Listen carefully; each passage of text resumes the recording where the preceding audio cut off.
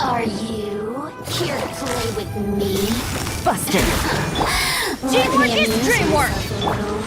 Over Eye here! for an eye! Game's up! Time's over!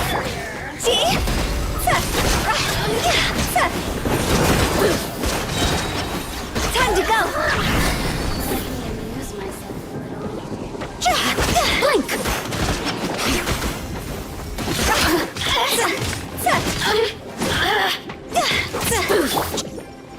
I condemn you!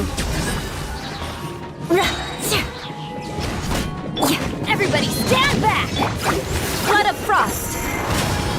Eye for an eye! There you More are, speed. eavesdropper. Off we go! Gotcha! Let me amuse myself. Here comes the catch!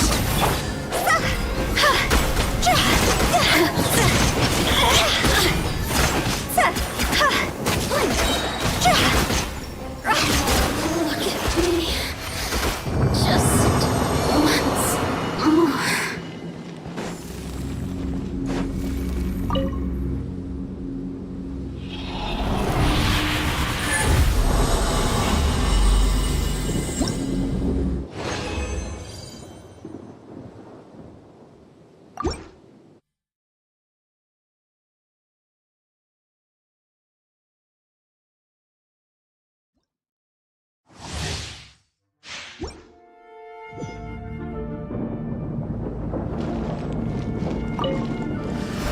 There you are, eavesdropper. Quietly now. I condemn you! Things are about to get dicey. Vengeance will be mine! Teamwork is dreamwork! Higher, higher, hands on fire!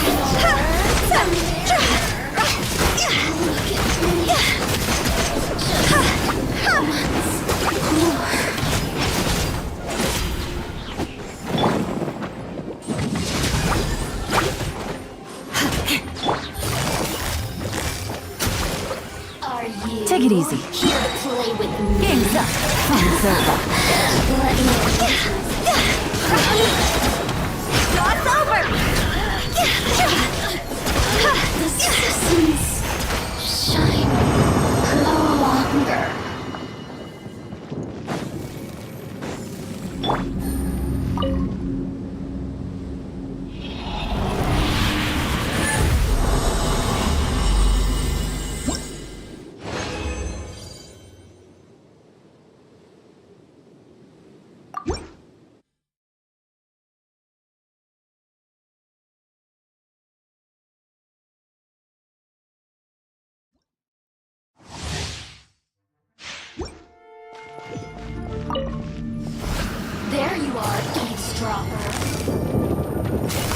Gotcha!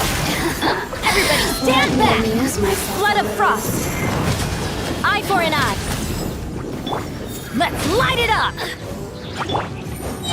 Quietly now.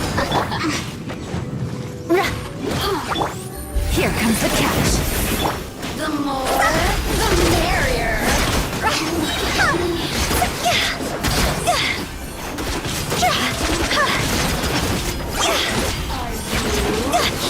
Play with me. Busted! Let me amuse Teamwork myself. is dreamwork! Time to go! Vengeance will be mine! The merrier. I condemn you! Yeah!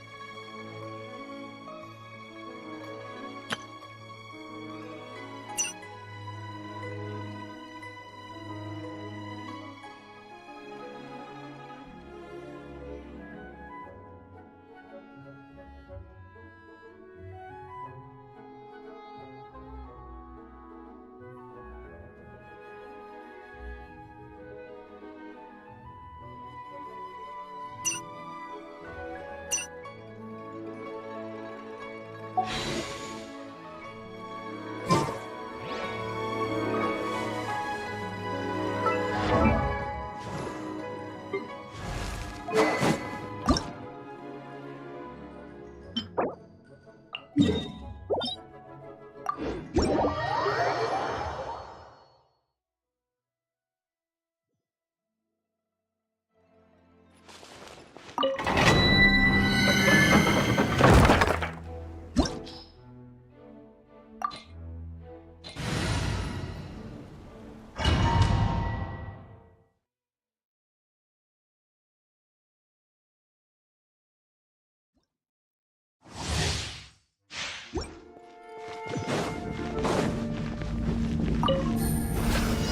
you are, eavesdropper.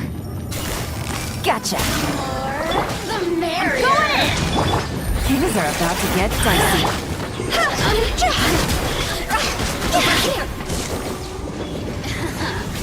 Let me amuse myself a little. Higher, higher, hands on fire! The more, the Shut up! Freeze to the core! Rack and ruin! Are you here to play with Teamwork me? is dreamwork! Let me amuse myself. Game's up. Fun's over. See?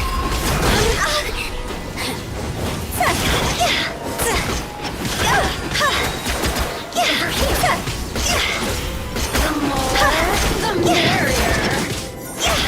Systems shine no longer.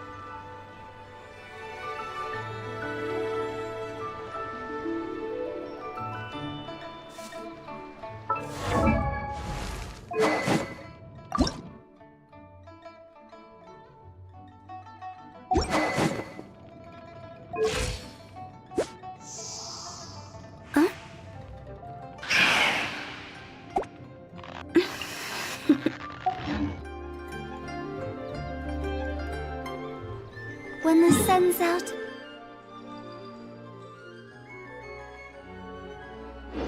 bathe in sunlight. But when the moon's out, bathe in moonlight.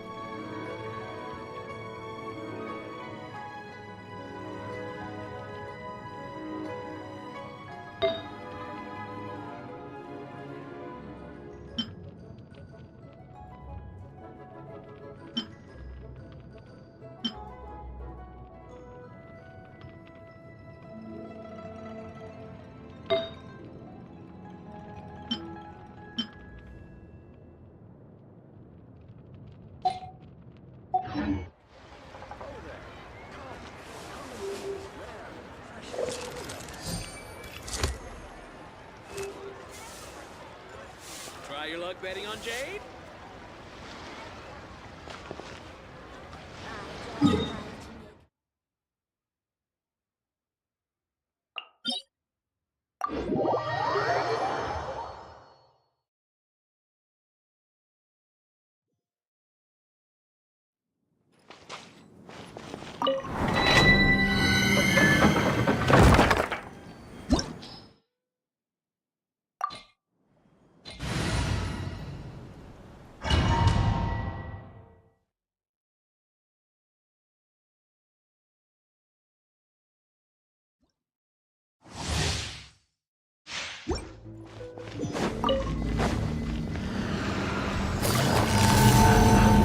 Quietly now. Eye for an eye. Everybody stand back!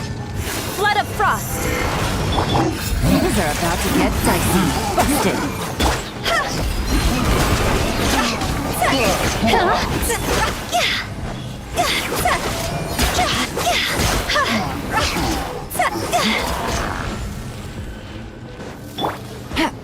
Quietly now. Rack and ruin.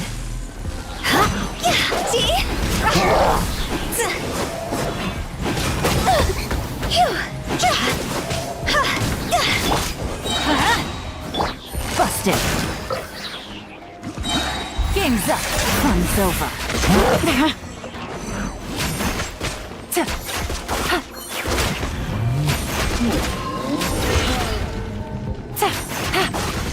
Take it easy. Quietly now.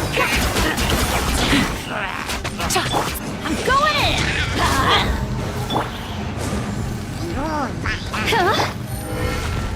Gotcha. I condemn you. Freeze to the core. Eye for an eye. More speed. Quietly now. Well met. Take it easy. Things are about to get dicey.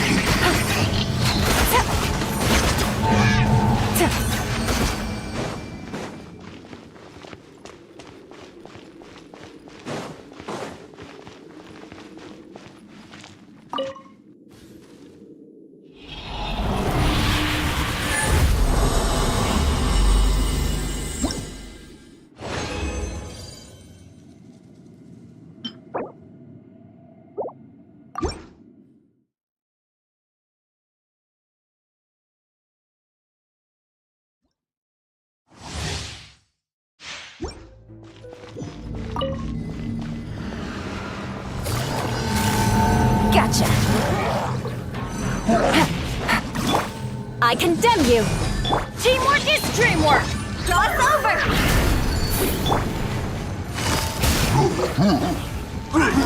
Take it easy. Here comes the catch.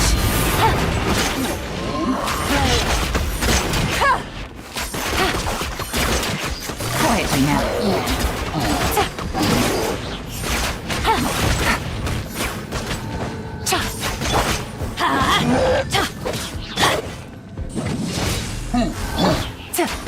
Gotcha. Take it easy.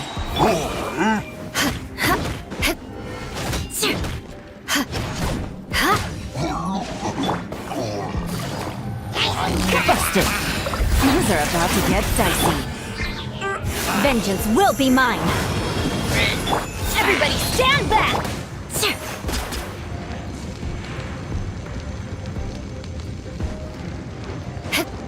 Rack and ruin!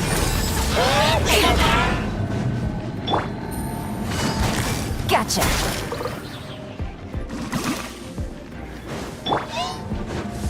I condemn you! Quietly now. Here comes the catch.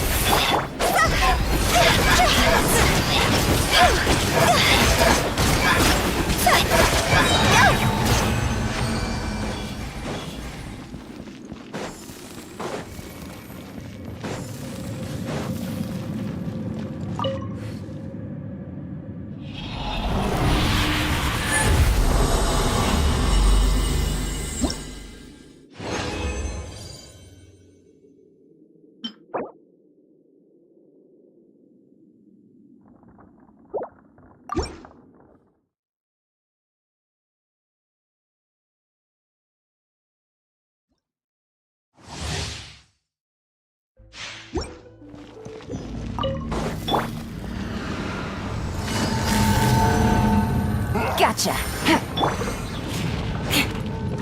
Eye for an eye. Let's light it up.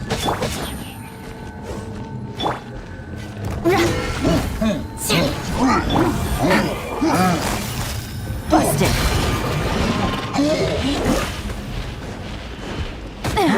I didn't factor this in. I'm going in.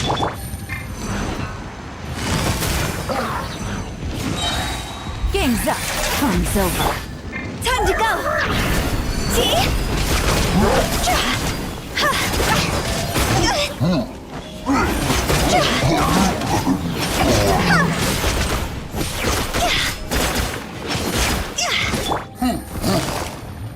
Quietly now.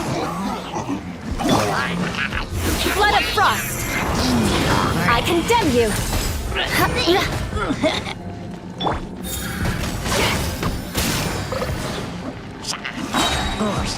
Things are about to get dicey. Everybody stand back! No!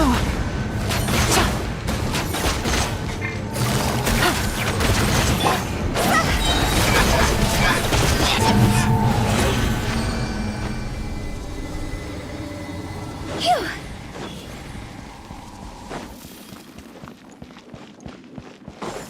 Go!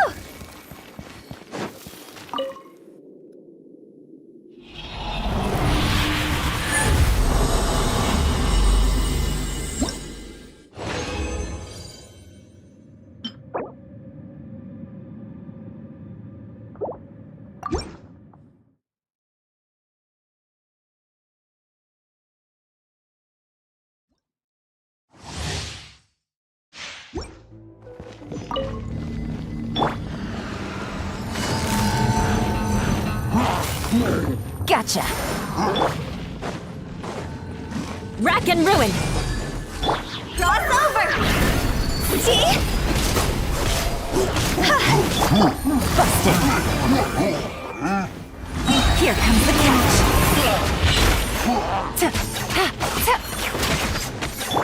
Going in! Gotcha! Take it easy!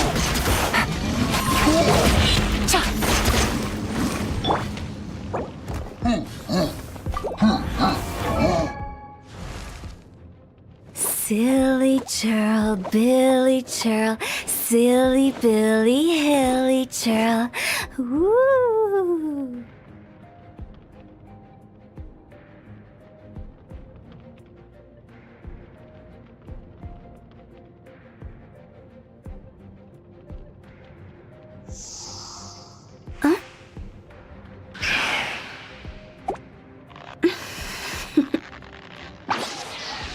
Toodaloo.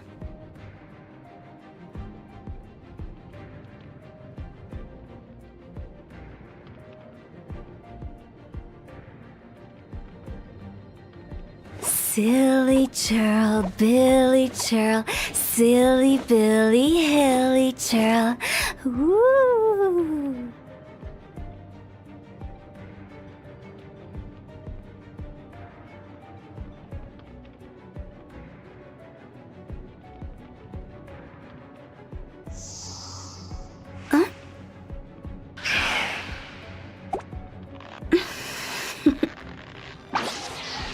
Toodaloo.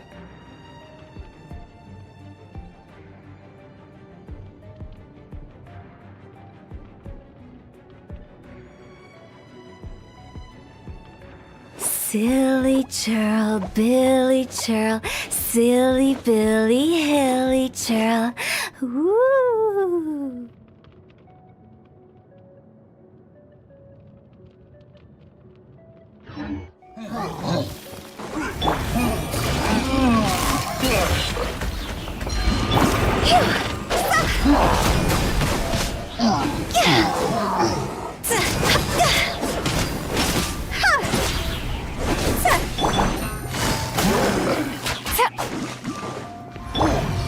I condemn you!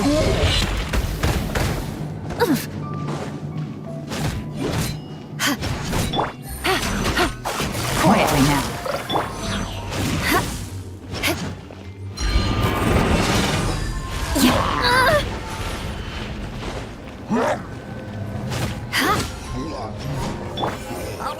Busted! Game's up! Time's over. Vengeance will be mine! Beg for mercy! Everybody stand back! Go! More speed! Rack and ruin! Quietly now.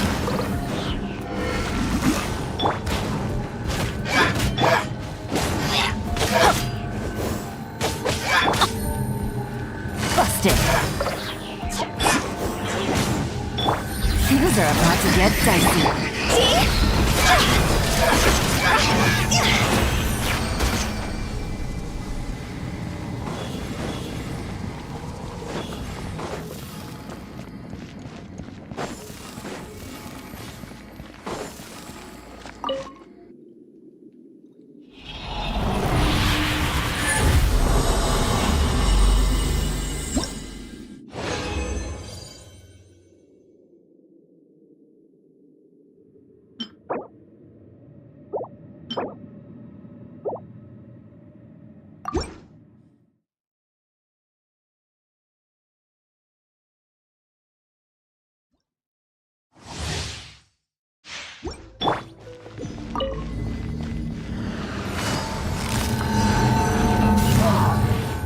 Gotcha!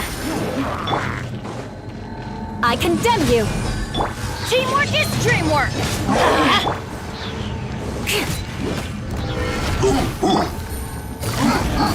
Quietly now.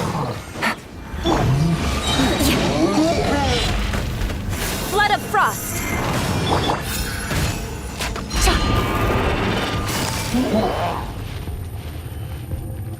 Busted! Here comes the catch! Higher, higher, pants on fire! Quit it!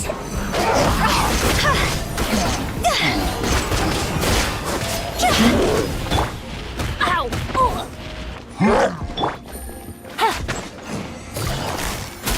Take it easy.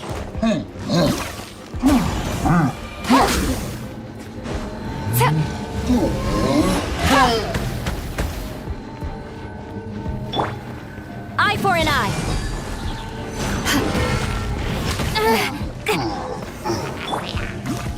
Gotcha. I'm going in. Game's up. Time's over.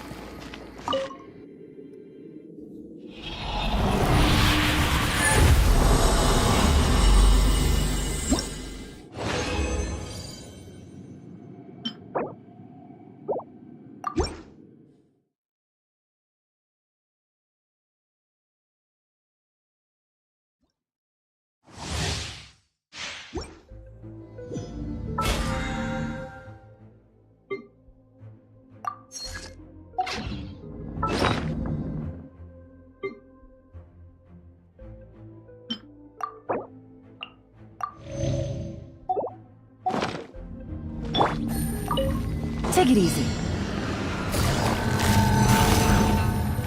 Busted. Rack and ruin. Toss over! Vengeance will be mine. I condemn you. Quietly now. Here comes the catch. Everybody stand back.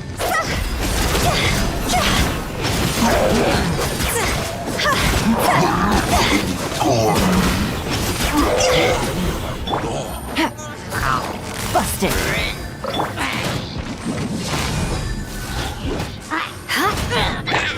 Things are about to get dicey.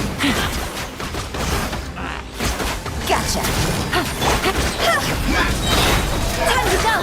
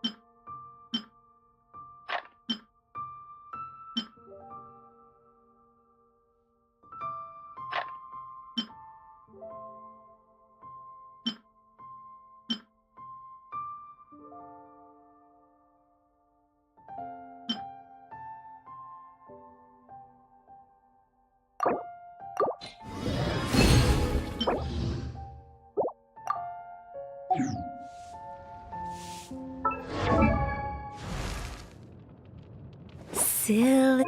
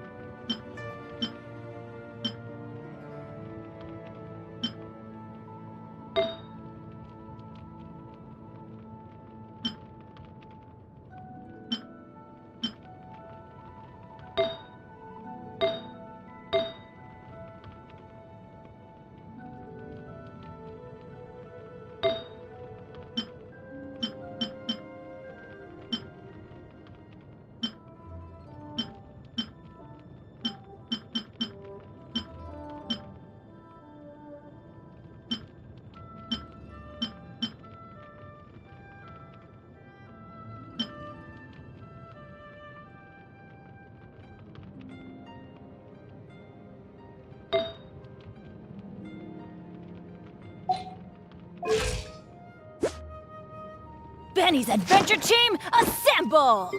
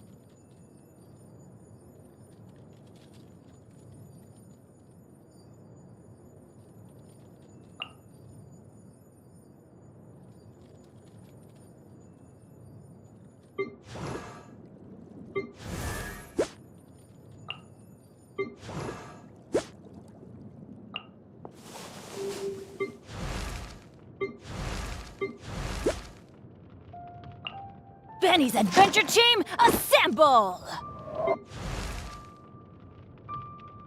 Silly churl, Billy churl, silly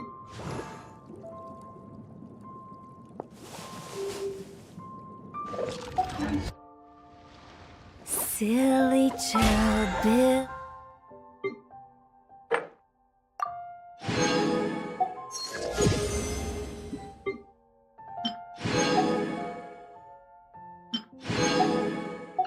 Silly churl,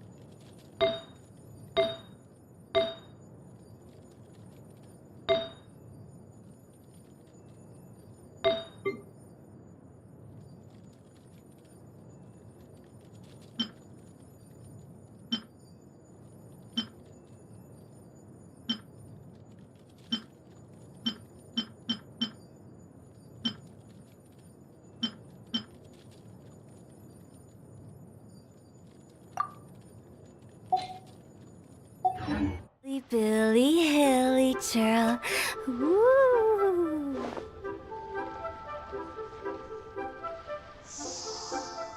Huh? What should I try this time?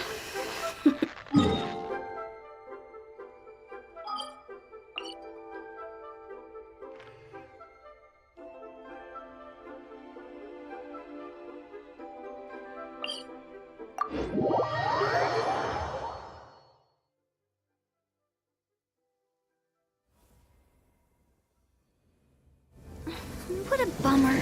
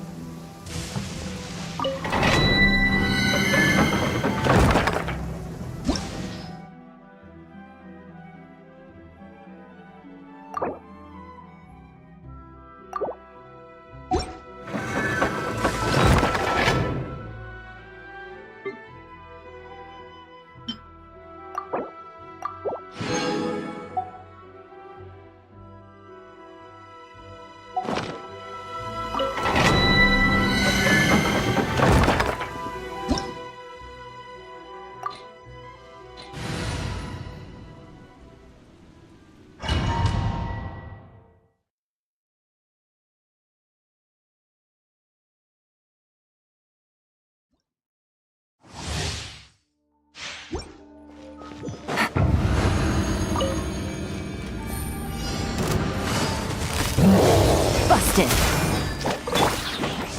Flood of frost. Eye for an eye. Teamwork is dreamwork. Let's light it up. Gotcha. Guess I got my comeuppance.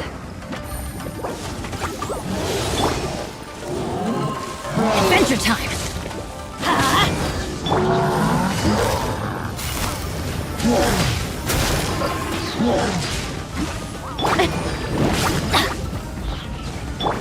Game's up. Time's over. Go! Cross over! I'm going in!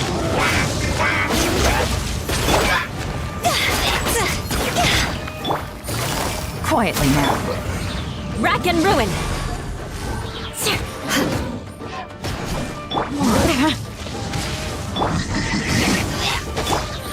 Gotcha! Things are about to get dicey.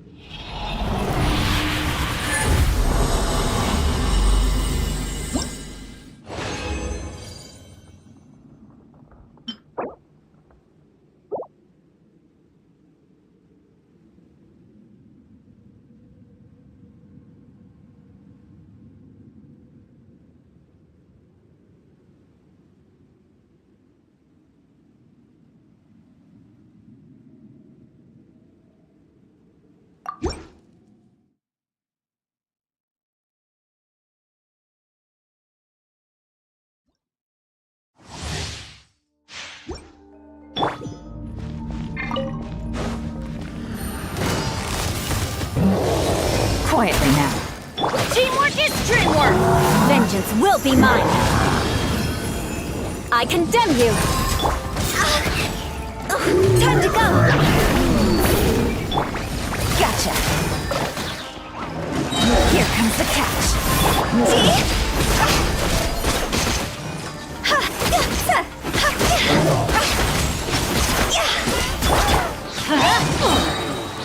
I'm going in! Adventure time! Adventure time!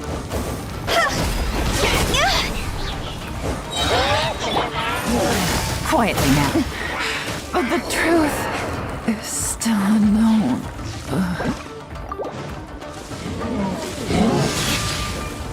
More speed. Eye for an eye! Why do they never miss? Cross over!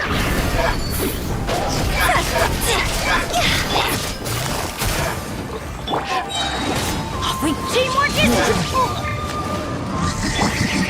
Flood of frost.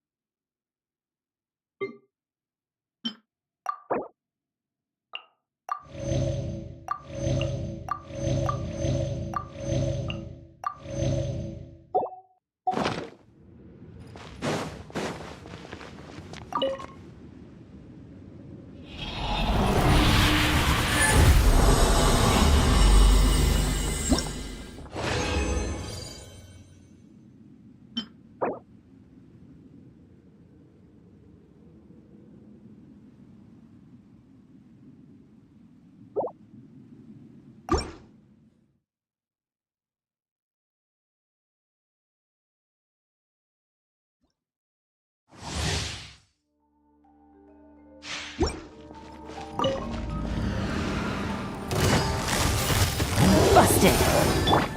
Rack and ruin!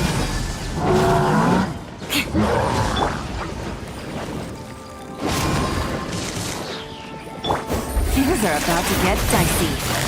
Gotcha!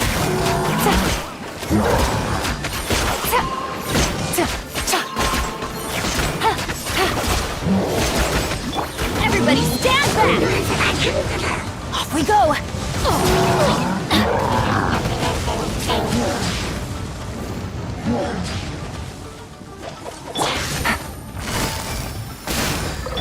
Time to go!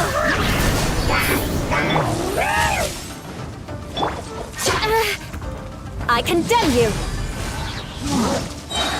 Vengeance will be mine! Here comes the catch! Busted!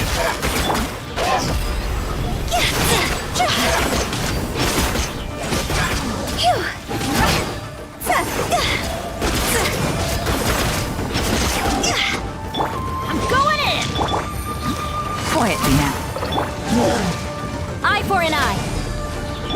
Things are about to get dicey. Toss over!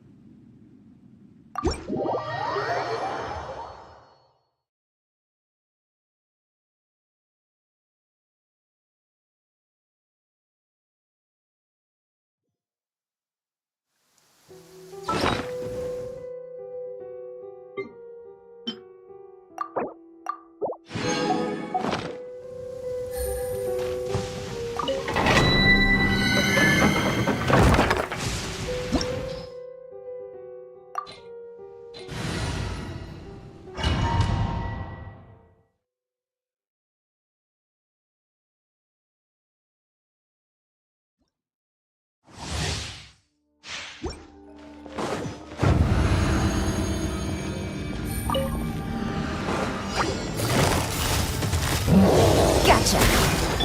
Everybody stand back! Off we go! Flood of frost! I condemn you!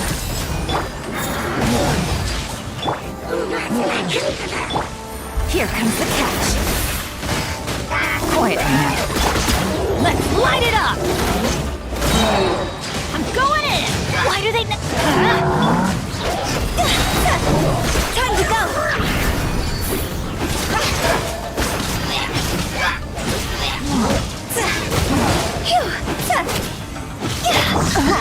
Gotcha! Rack and ruin! Game's up! Fun's over! Vengeance will be mine! I condemn you!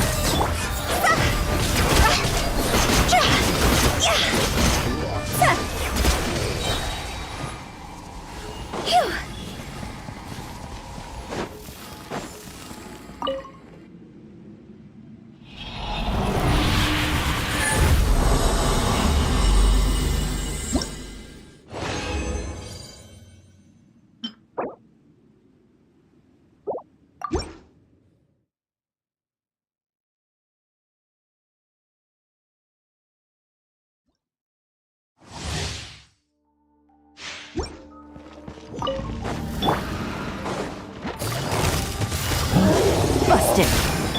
Let's light it up! Teamwork is dreamwork! Eye for an eye! Go! Gotcha! Good grief! I condemn you!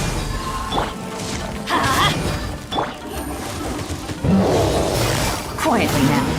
Here comes the catch. I didn't factor this in.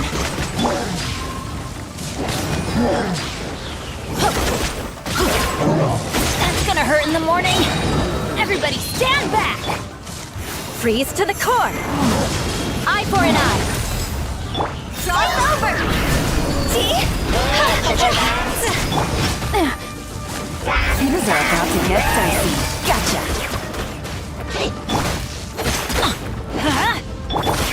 Rack and ruin! We go! Teamwork is dreamwork!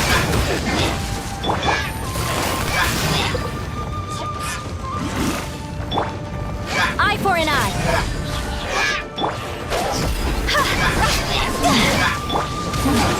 Here comes the catch. Quietly now. No! Rack and ruin! Vengeance will be mine!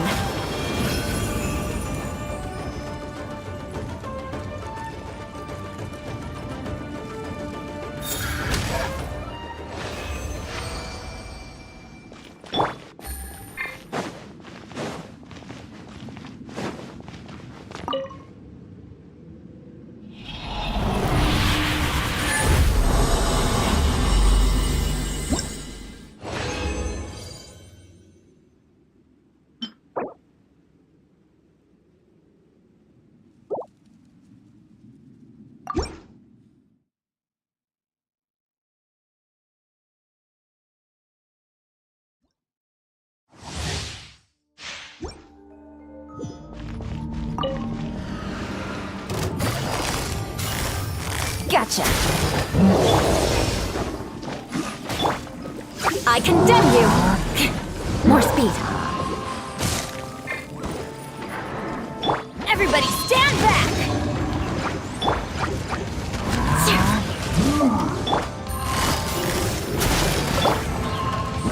Good grief! Eye for an eye! Game's up. Fun's over. Let's light it up!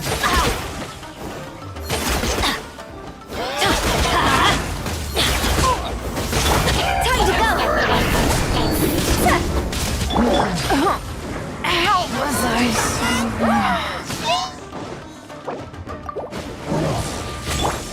I'm going in! Let's light it up! busted? Freeze to the core! I condemn you!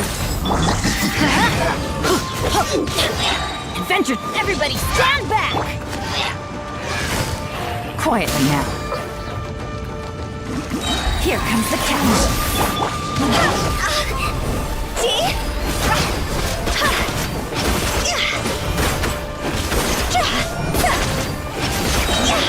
Toss over!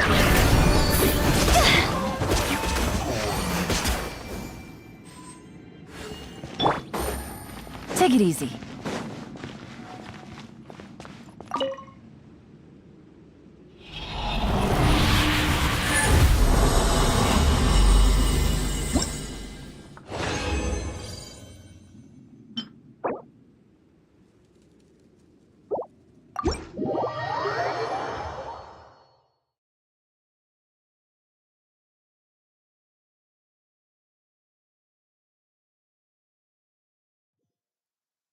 Only innocent children and timid adults.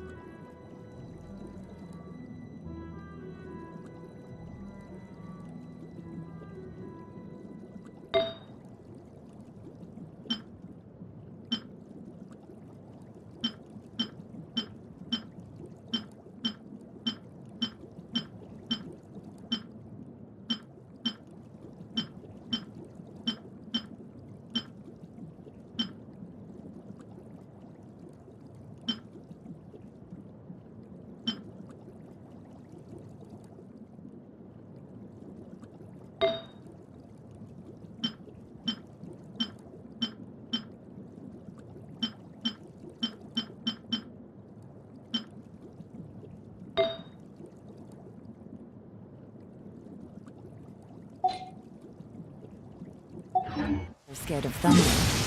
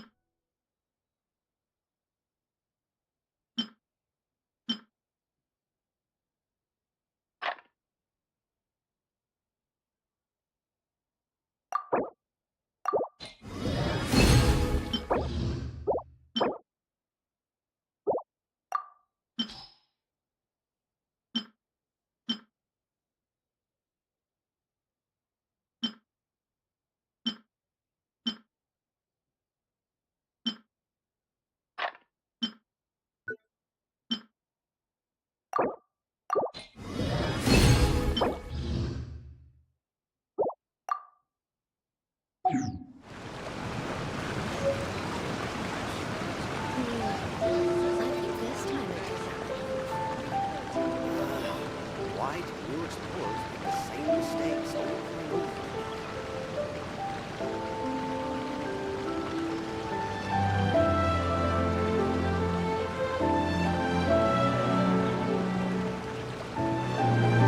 I got a new letter from an informant. Looks like the situation has changed again.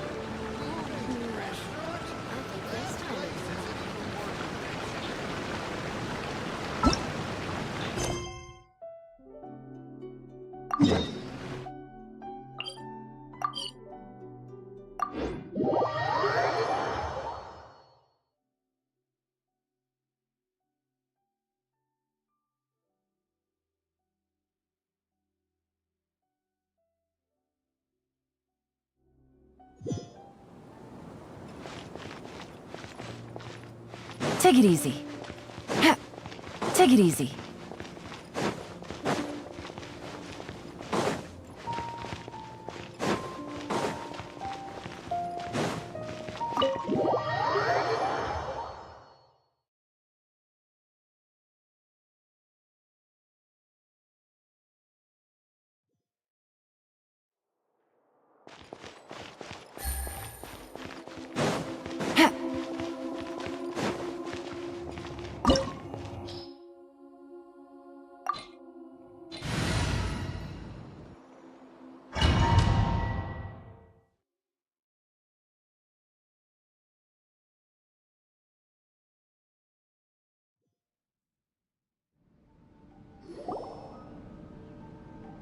This looks like Inazuma.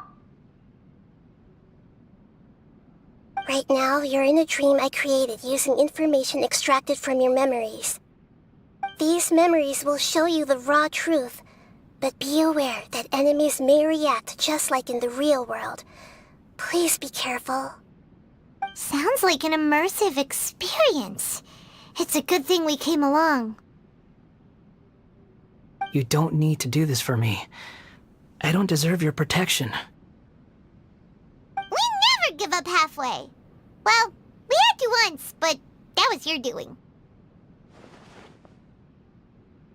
All right. Thanks. Wanderer, this is the Shake Pavilion. In your Balladeer incarnation, this is where the Electro Archon placed you after your creation. You had a great many memories here. Is that because this is kind of like his birthplace? You could say that, in a sense. You'll see why shortly. I hear footsteps. This place is huge. I can't believe the landslide didn't fill it in. I wonder who built it. The Crystal Marrow Miners? No, there's no way. Look at this exquisite construction work, and so well preserved, too. No mining crew would be capable of this. There's someone passed out on the ground. Who are you? You're awake. What happened? How'd you get stuck here? Are you injured? Huh. Not a scratch. And these fine clothes. Who are you? This man is Katsuragi, deputy to Torichiyo's adopted son, Mikoshi Nagamasa. He found the Balladeer in Shake Pavilion and took him back to Tatarasuna. And the rest is history. Well, it used to be. In the original version of events, Katsuragi was ultimately killed by Nagamasa. Let me get you out of here. Our people are nearby. Hang in there. During the Tatarasuna incident, Niwa was murdered by the doctor disguised as a mechanic. The Balladeer, then known as the Kabukimono, disappeared not long after. As the second in command at Tatarasuna, responsibility for what had happened fell to Mikoshi Nagamasa. But Katsuragi had sworn lifelong loyalty to Nagamasa after the latter had once saved his life. At Katsuragi's insistence, Nagamasa killed him to put an end to the Tatarasuna incident.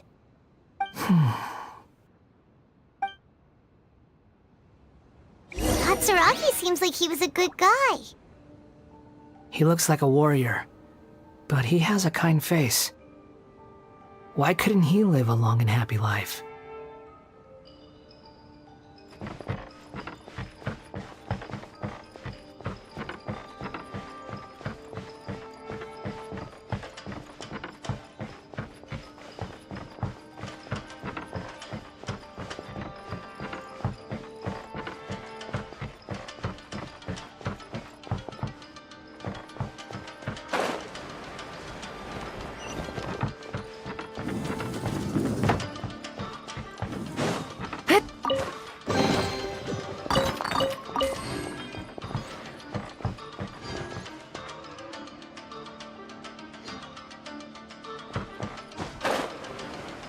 Nagamasa, I found this young guy in a cave sealed off by a landslide.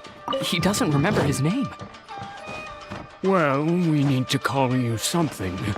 I hear the workers are calling you the Kabukimono. It's fine with me. Katsuragi, report to Niwa. Tell him we have someone new joining us.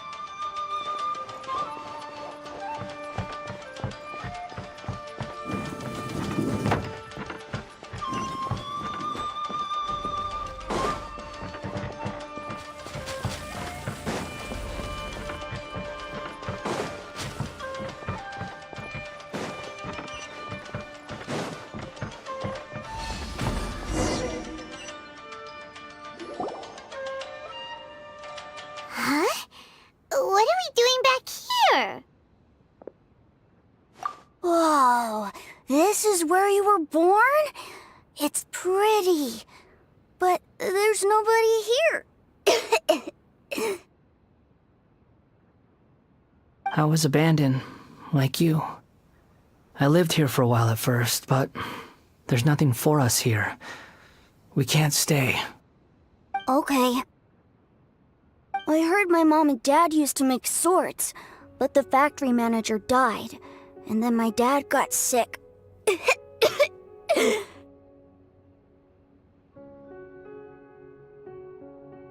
He kept coughing all the time, just like me.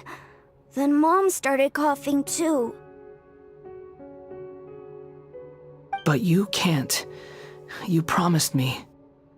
Yup, we're family now. We're gonna be together forever and ever. This child didn't have a name. Or rather, the balladeer didn't know what to call him. His father died before he could name him.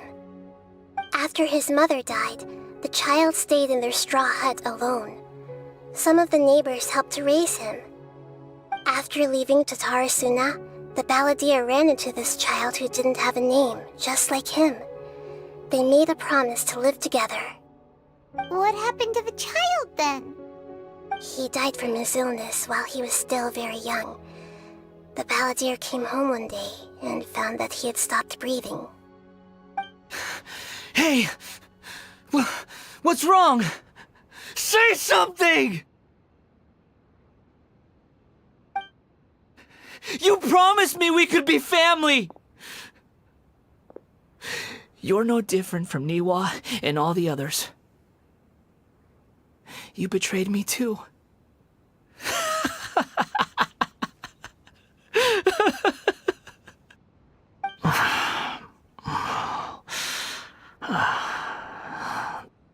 The voices have gone. It looks like the memory ends here. Let's keep going.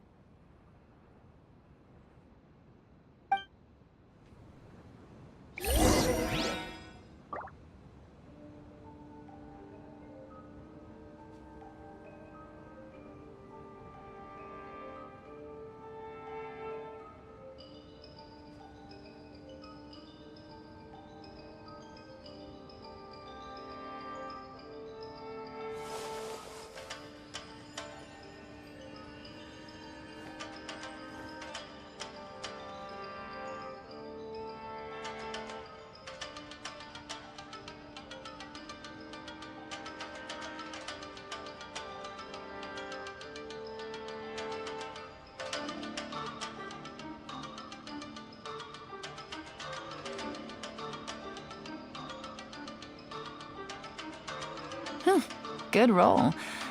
All right, maybe I'll take one more day off and knock out the rest of the work once I'm feeling up to it.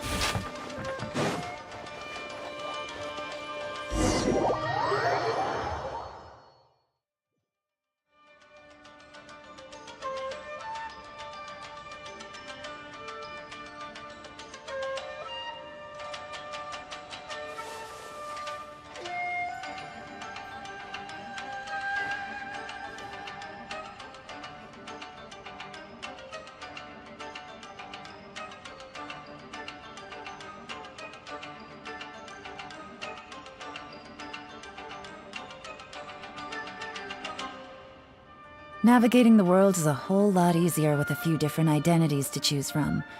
Need me to come up with some for you?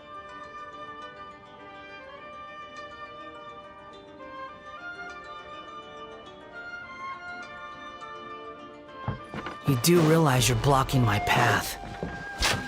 I come not to obstruct you. I'm here to help. What you are truly is a weapon. One that could be wielded with an iron will. You could continue to drift aimlessly. Are you trying to win me over? The long-fated rebellion has begun. not take your place at the banquet. Enjoin those who shall feast. This isn't good.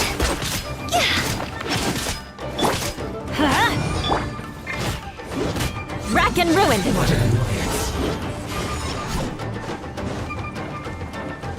Advance! You must counterattack!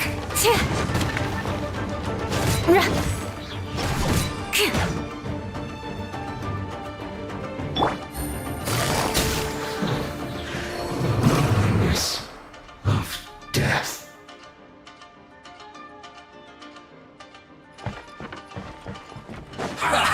Well met.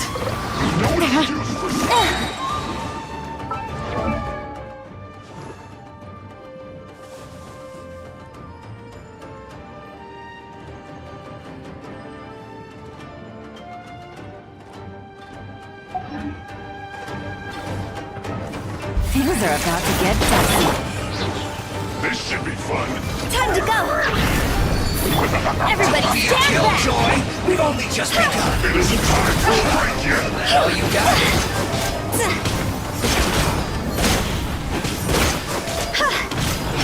Not breaking a sweat. You can't run. Well, neither can I. No slacking off. Gotcha. I condemn you. Flood of frost. I see through you. Don't be a Eye for an killjoy. eye. We've only just begun. Let's light it up. You got it. Looks like I went too far.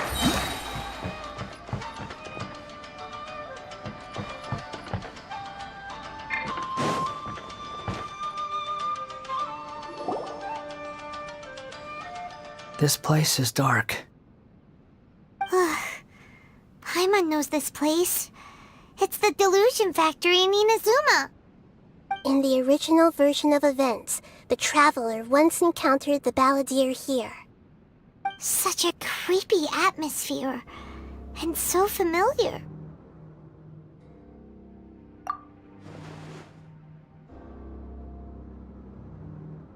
Hey, look over there! Well, well, my fair lady. Is this rundown factory and these incompetent fools all for me? Wow. You shouldn't have. What do you have to gain from belittling your subordinates? You might not want to admit it, but you are a part of this plan. Perhaps you find fighting in the Abyss to be a more meaningful use of your time? Oh, but of course, even this pales in comparison to being experimented on by the Doctor. What a sharp tongue you have. Funny how negotiating never seems to be your strong suit. For the task ahead, I suggest you keep your true feelings to yourself. Save your breath. I know what I have to do. I'm sure you think so, but I still think you need to hear it. Don't start thinking you're invincible, and don't let your emotions get in the way. Surely you're not worried about me. I just can't have you getting in my way. You and Child never fail to find ways to complicate things. I'm merely lighting a little fire in this chaotic nation. But you, being tossed out like trash, must make you want to destroy it completely. Do you remember the last time you were here? That was a lot of swordsmiths you killed. I'm sure the descendants of the Raiden Gokaden are still suffering the consequences now. Look at you. Oh, don't get so sentimental. Now, give that poor little tongue of yours a rest and stop pretending like you're above everyone else. Bye then. See you at the victory feast. Poor little tongue? She's playing with fire talking to me like that. Who does she think she is? Forget it. Someone might find me here any minute now. I should prepare to give them a warm welcome.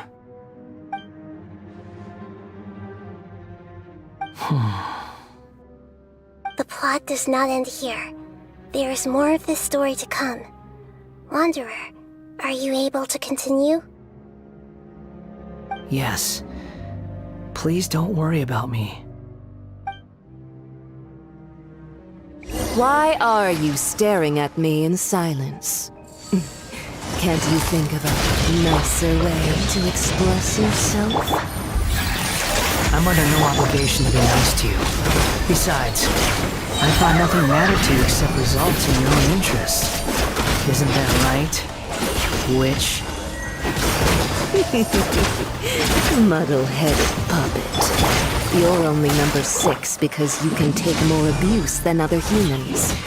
Do you really count that as an asset? You're about as much fun to be around as a raging inferno. But before we murder each other, it'd be best if we finish our duties.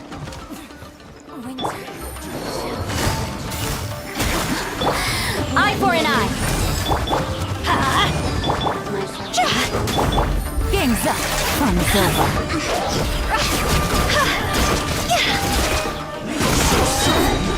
Higher, higher, hands on fire!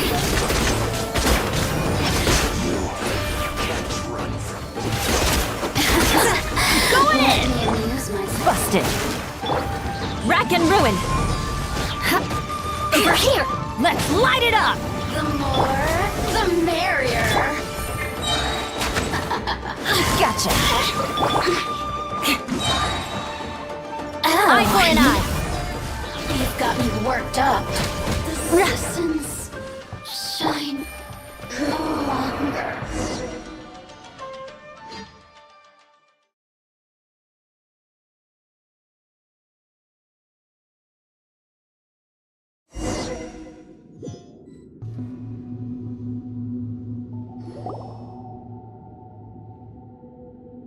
Looks like we've arrived in Sumeru. Is that? Considering that Amorta's sage, Nafis, refused to join this project, I'll take part in the experiment in his place. Welcome. I look forward to a fruitful collaboration. When do we start? You seem impatient. You should know that becoming a god is far from a trivial affair. The biological transformation is a lengthy process. As such, I too would recommend that we commence as soon as possible. In the event that a successful connection is established, his body will become permanently bound to the machine, and he will be unable to move independently of it. Nothing worse than what I've been through before then, Doctor. You were the most resilient test subject I ever came across. Thanks to you, I was able to garner a great deal of information. Alas, after that, you were under orders to remain in the abyss. We barely saw each other, and it became difficult to further refine the knowledge I had gained. That was gracefully worded. Ever wonder what they'd think if they knew that nothing matters to you, apart from your crazy experiments? I suggest you speak to me in a more respectful tone, Scaramouche. The mere fact of your utility does not make you indestructible. The doctor again? That was uncomfortable to watch. That person gives off a very sinister energy. It's normal for him to give you the creeps. He scares the bejeebers out of Paimon. Let's move on.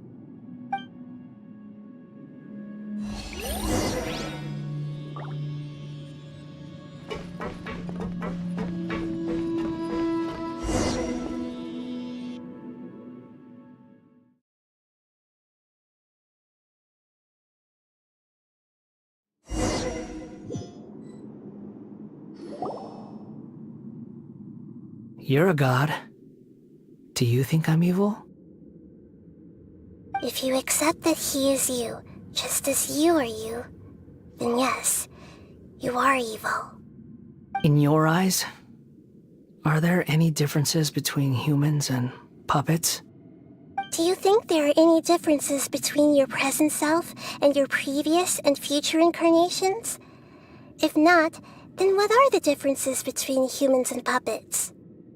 Whoever has tasted the joys and sorrows of life in the human realm is human.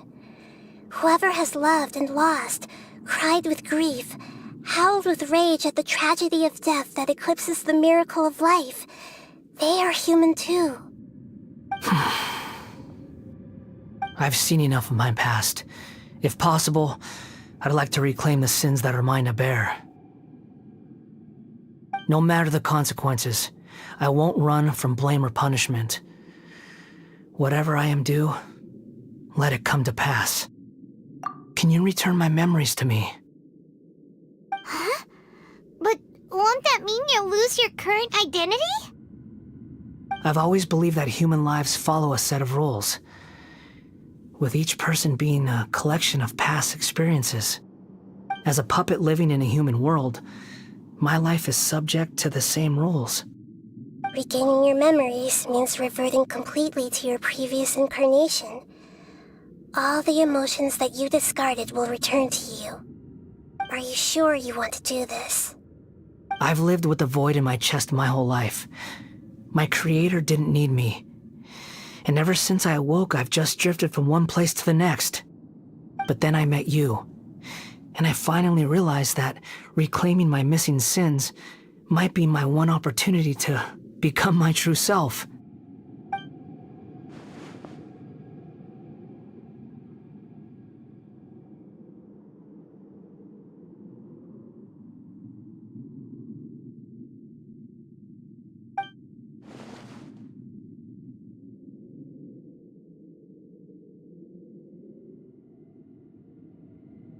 I've always felt I have an innate tendency to yearn for something more, in a way that goes deeper than for most people.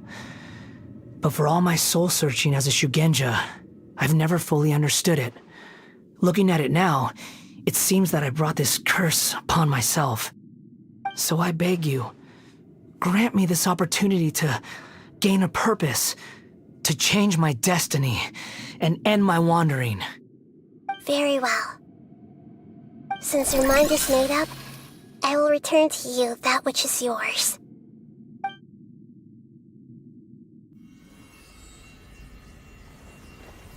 You have made your decision. Now, take this.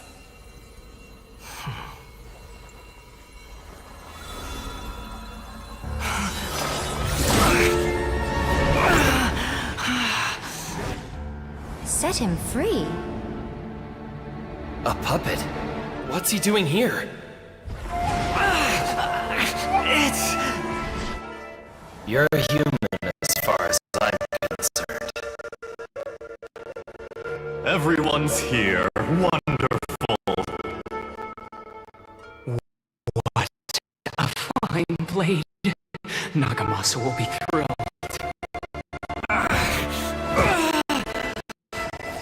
Is he alright?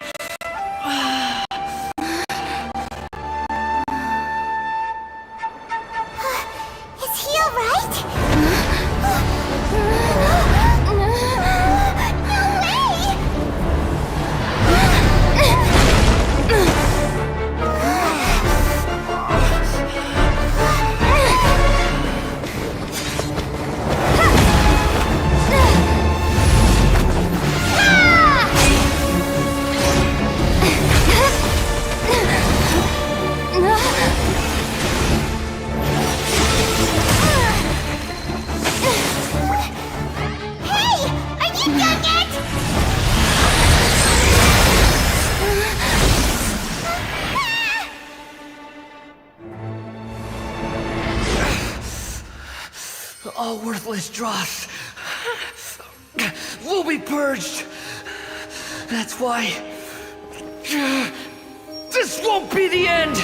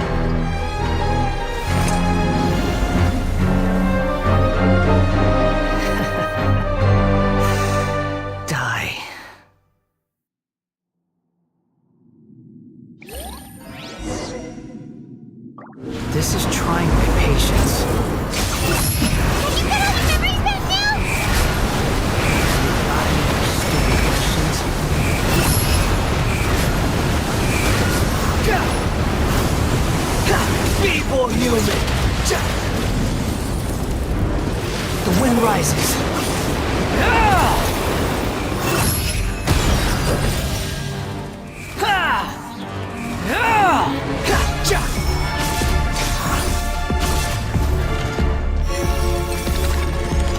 At my command, you shall fall. Behold!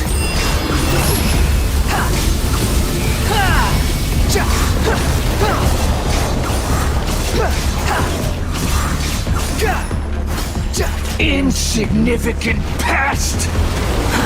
Too slow.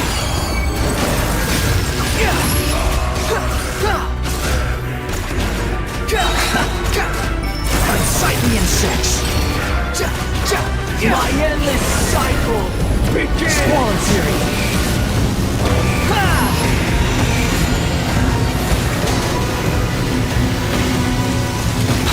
Following me.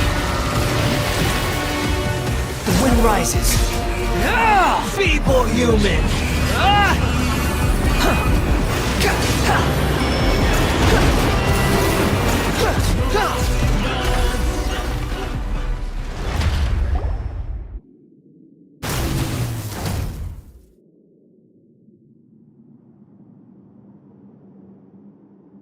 Imbecile!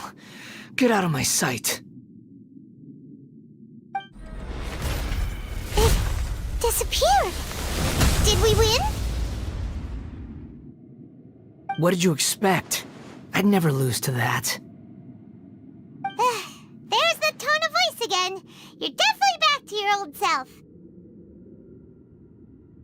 Wait, but it was you inside that thing too! What have you got to be smug about? Sorry. I'm harsh on myself and everyone else. Just the way I am. You sound like you're concerned about me. But don't worry.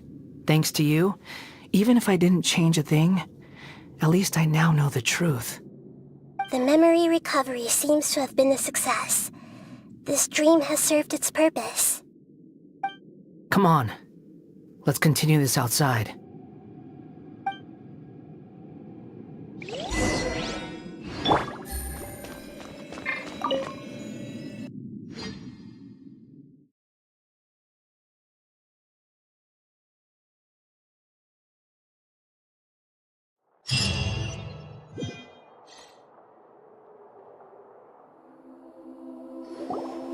Welcome back, Traveler, Paimon, Balladeer.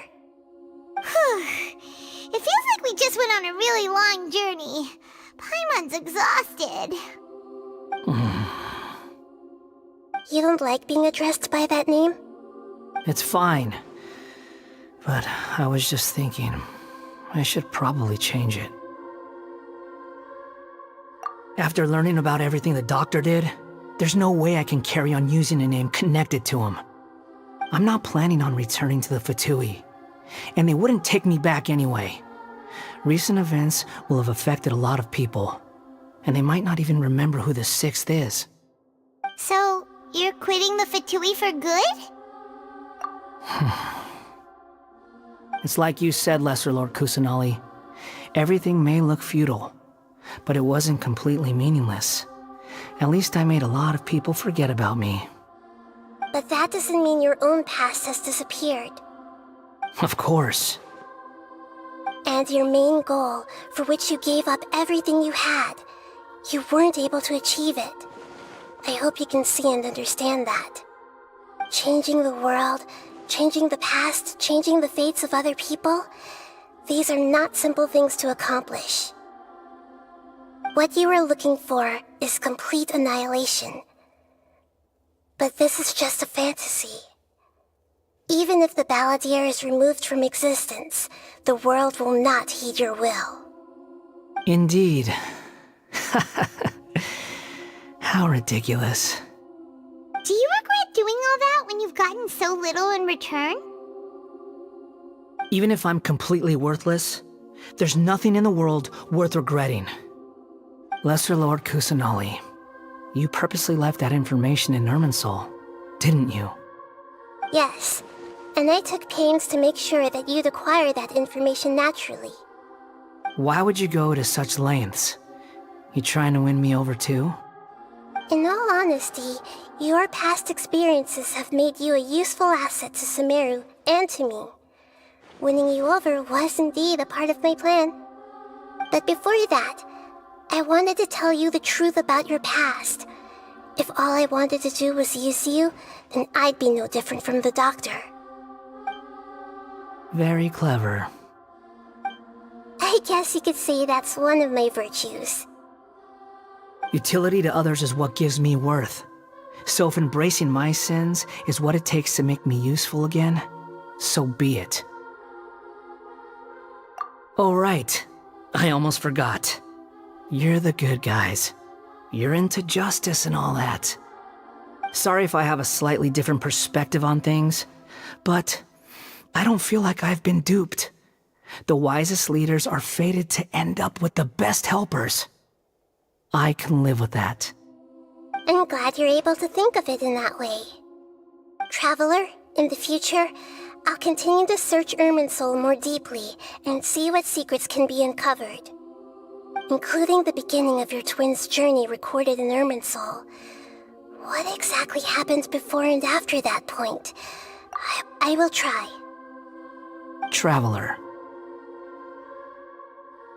After I dove into the information torrent in Irminsul, why did you go to Inazuma?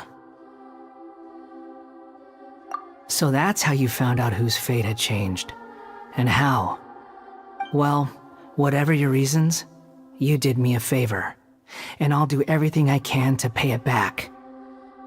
Borrowing and returning are the only real relationships between individuals. I'll balance the books one day. Don't you worry. That's not true. A relationship between two people is not simply a ledger that can be reset to zero. I think deep down you realize this.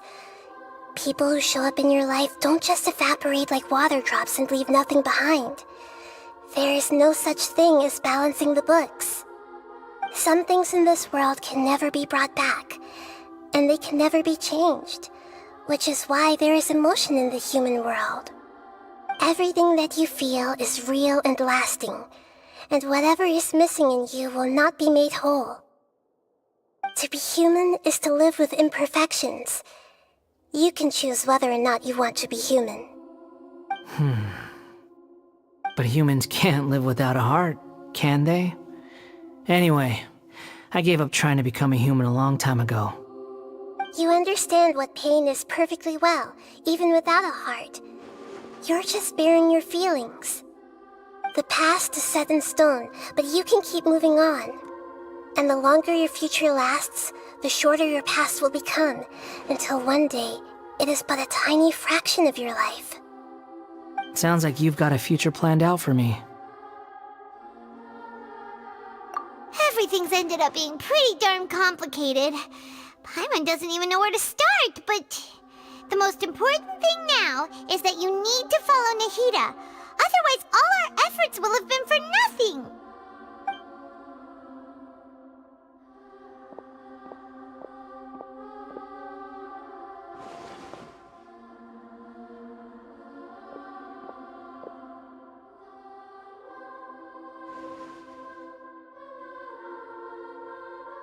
Then I guess I'll be helping you from behind the scenes from now on. I'm glad that you've accepted our proposal.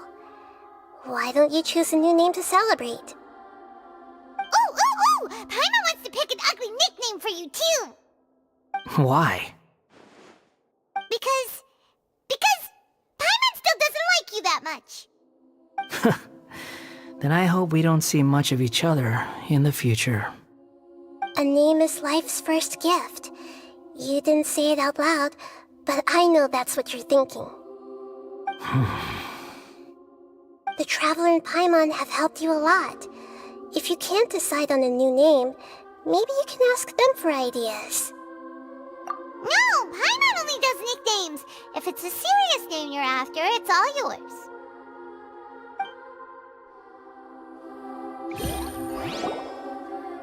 Have you got anything?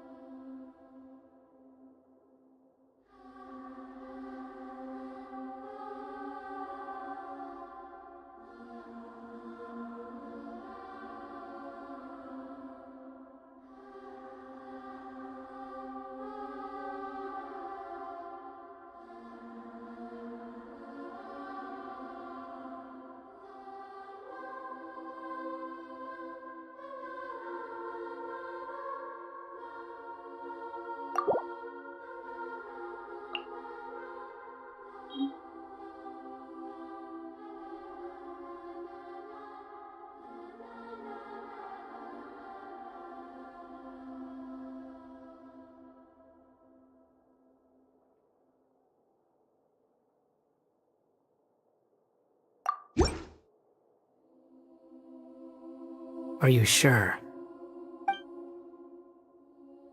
Oh, alright. If you say so.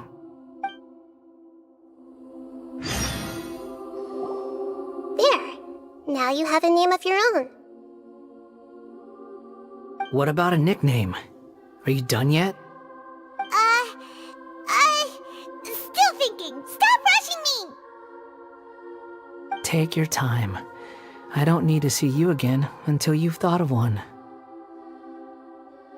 Everyone who manipulated me and made me suffer will have to pay the price. You mean the Fatui? The doctor, at least. Now that your stance has changed, I believe your future path will change accordingly.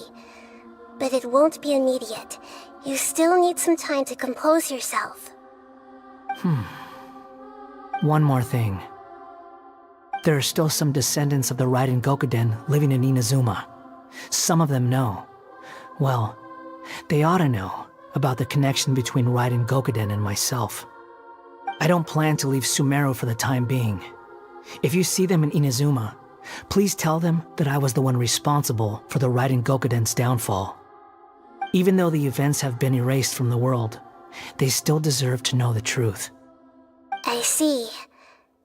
That is up to you. Huh? But if we do that, then... It's fine. Let them stab their blades into my chest if they so desire. Maybe that's how it always should have been. What's that look for? Don't make that face. I know what I'm doing. That day will come. Alright, we're done here. Goodbye, wise deity. And you too. He's gone.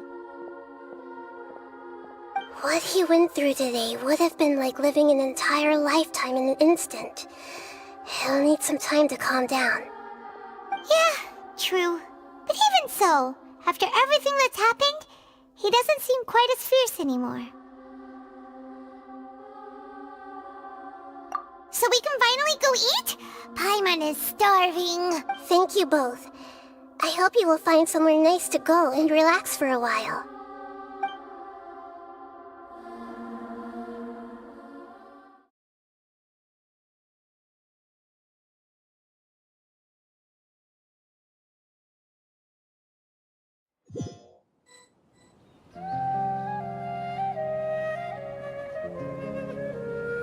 I've got it! I can end my novel with some words from Mikoshi Nagamasa. You mean because everyone else in the story is dead? Yeah, I heard that Mikoshi Nagamasa died at a ripe old age. He's the perfect fit to be the narrator of the epilogue.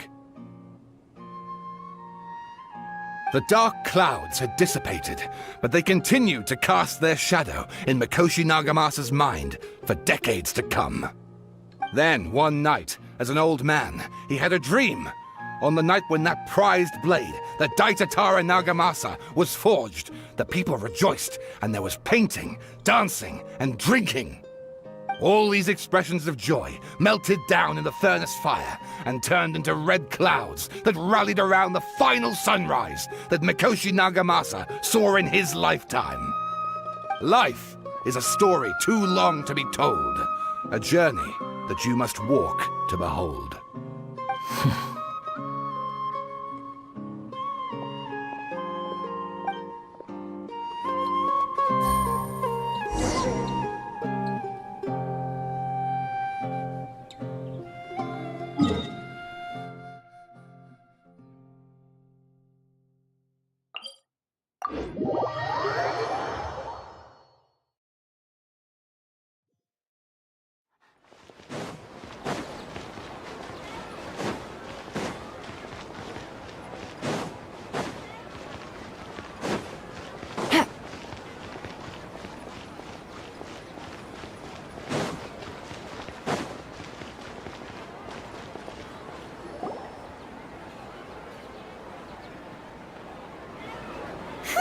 It's about time we had a break.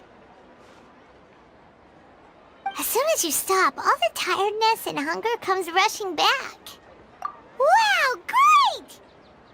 Huh? Look at the vase. Did someone break it while they were cleaning the room or something? But Paimon doesn't remember there being a cleaner.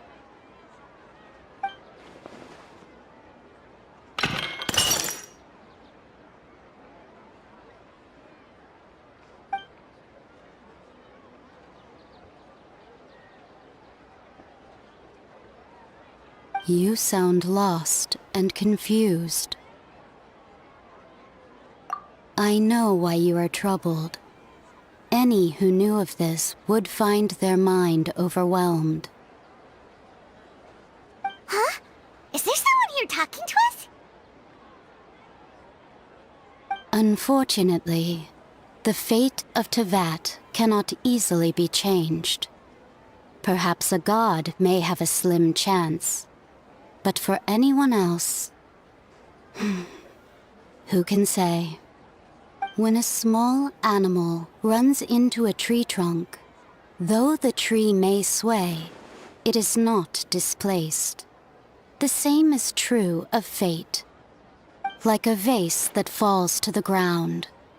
Whether it is broken by a cat or by a bird, the result is still a broken vase, is it not?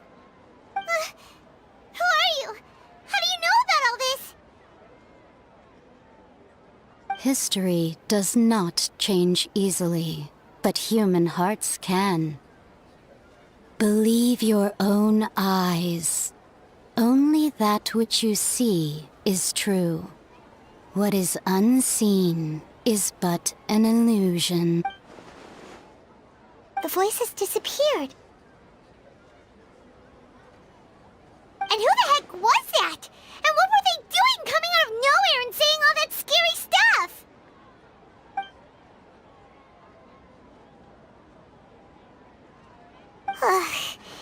Anyway, that face is still lying there broken on the ground. Should Paimon go get someone to clean it up? It feels wrong just leaving it there. Just a moment, Paimon will be right back.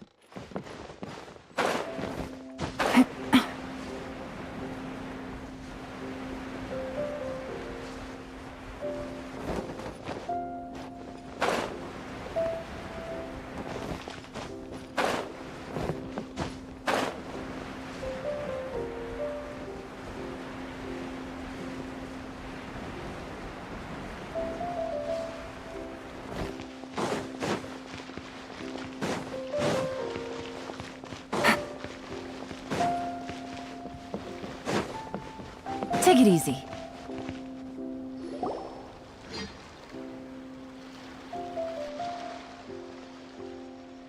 Huh? Wait, you're that blonde traveler who's on a journey to all corners of Tevat, right? Who's asking? Do you need something from us? You bet I do.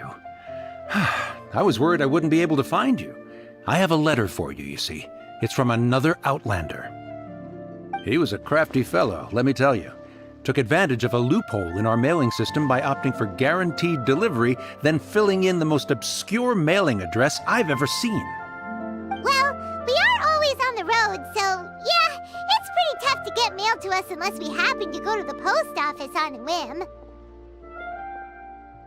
So, what address did that person give you anyway? He just wrote, next to a small, white-haired talking fairy. What? So the address is Paimon? Yeah, exactly, right? And if I failed to deliver the letter, I'd have been bound by regulation to compensate him. Really, he got me good. I count myself very lucky that I ran into you here. Of course, here it is. All yours. Come on! Paimon wants to have a look too!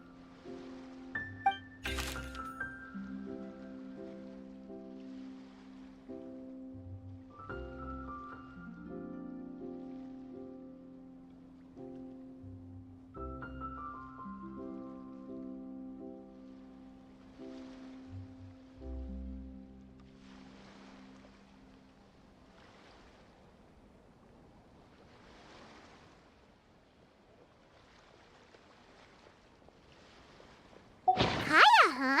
So he's here in Sumeru. Now that Paimon thinks about it, Crafty does describe him pretty well. From what he wrote in the letter, it looks like he didn't think there was much chance of it reaching us. Or maybe he's just being sneaky. Do you think he's making this sound like a miracle of fate so that we'd have to go meet up with him? Yeah, you're right. It's always nice to see old friends. The letter says that he hangs out at Jafar Tavern every afternoon. Perhaps we should drop in on him then, huh?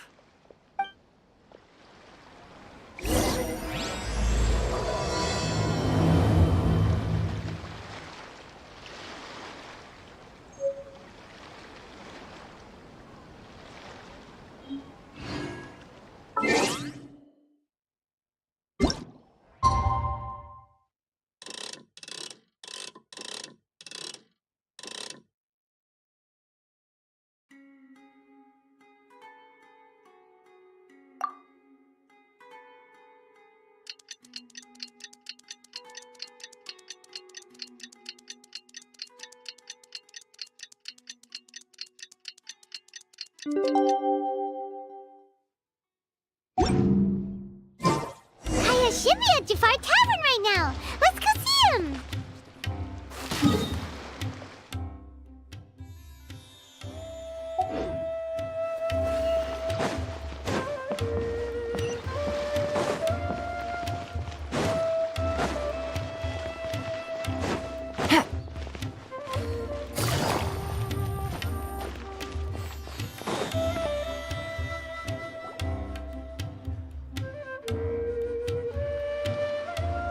I'll have something I haven't tried yet, boss.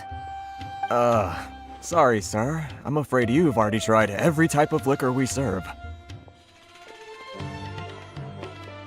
Oh? Well then, just the bill, please. That's just as well, I suppose. I do have other matters to attend to. Kaya, you're really here! Paimon half thought you were playing some sort of prank on us.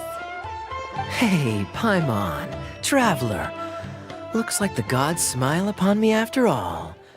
And come now, I wouldn't joke about wanting to see my good friends. Wait a second. You must be here on official business, right? What do you think you're doing spending every afternoon drinking at the tavern? You itching for a lecture from Jean? Not at all. The acting Grand Master positively terrifies me. Why would I ever do anything that might displease her? The truth is, I'm in Sumeru to learn about the alcohol industry here. So despite how it might look, I'm actually at Jafar Tavern for strictly business purposes. Sumeru's spices are famous the world over, and it's long been rumored that this fine establishment was where a certain very popular spiced cocktail was invented. That's why the Knights sent me, their foremost expert in alcoholic beverages, to come and see if it is as good as the rumors say. And how did that go? So far, so good. I'm already in talks with some spice merchants in Port Ormos about some potential collaboration. Yeah, that does sound like a great business opportunity. Guess Don Winery and Master D-Luke are gonna make a tidy sum from this one too, huh? Well, let's not get ahead of ourselves. Whether this lucrative opportunity gets passed along to Don Winery or not depends on how nice I'm feeling. Hey! Using your job to settle personal grievances isn't very knightly, Captain! Oh? What makes you say that? Very sharp of you. I wouldn't say I'm familiar, though. I just came here on the sly once, when I was very young. And? Do continue. Do I have to? When I said we could talk about the old times, digging up my past wasn't exactly what I had in mind. Well, all right, since you're so interested. Like I said, I was very young then. Don Winery had only just taken me in. I overheard my adoptive father talk about sending a team of merchants to Sumeru during a business meeting. I'm sure you'll agree that everyone's curious about their roots on some level. And my roots? They're in Conria, which is said to have been located deep underground, somewhere near Sumeru. And so I stowed myself away amidst the cargo, and silently joined the merchant delegation on their trip to Sumeru. But it wasn't long before the merchant delegation received news that I'd gone missing. Their leader promptly found me, and before I knew it, my adoptive father was dragging me back home by the ear. It was a short-lived adventure. Sorry I don't have a more thrilling story for you. Honestly, not much. The only reason I knew that Conria was near Sumeru is because I happened to read that in a book when I was young. My life had less and less to do with Conria as I grew up, and so I started caring less as well. I used to believe that I had inherited some sort of duty from my father. But then I began to wonder. Maybe my father left me in the peaceful land of Mondstadt for no other reason than simply to keep me alive. As well as ensuring that I'd be safely cut off from certain things. The thought that I might be able to actually live a happy life there must have been the icing on the cake. This is obviously all speculation. Simply put, I'm afraid that I'm not particularly in the know on this topic.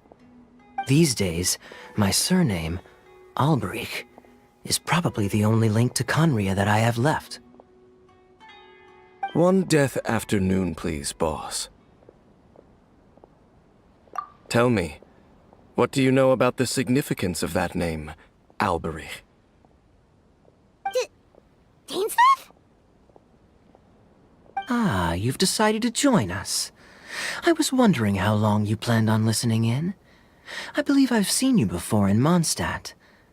Dainsleif, if I'm not mistaken. So you remember me. Then we are already acquainted, Kaya Alberich, descendant of the Abyss Order's founder. Huh? What? I take it that you weren't aware of this until now, Kaya. Or you wouldn't have been so forthcoming with your surname. Oh my. That's quite a lot of baggage for a surname, isn't it? Though I must say, it does confirm an old suspicion of mine. I suppose that was why my father left me in Mondstadt after all. I'm surprised that you take me at my word without the faintest hint of skepticism. Well, perhaps what you told me just happens to answer some questions I carry in my memories. And in any case, I recognize your eyes. You're a pure-blood Conrian, aren't you? Very clever. Forgive me for being direct, but I sincerely hope this new knowledge doesn't change anything. If you've already let go of your ties to the past, then keep it that way. Kaya, you're not involved with the Abyss Order in any way, are you?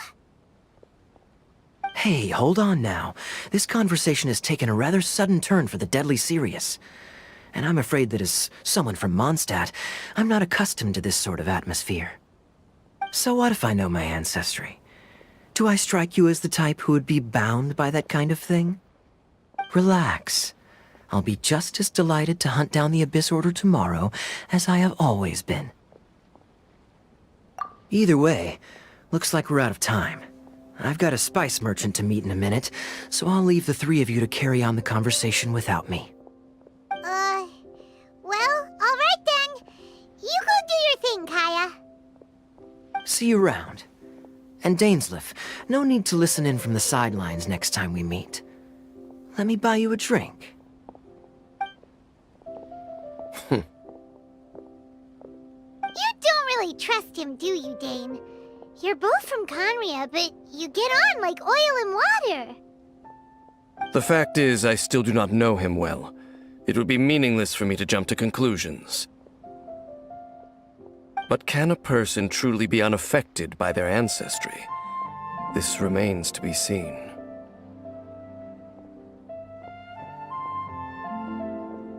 Well, I suspect that they call your brother their prince, precisely because there is a succession of sorts.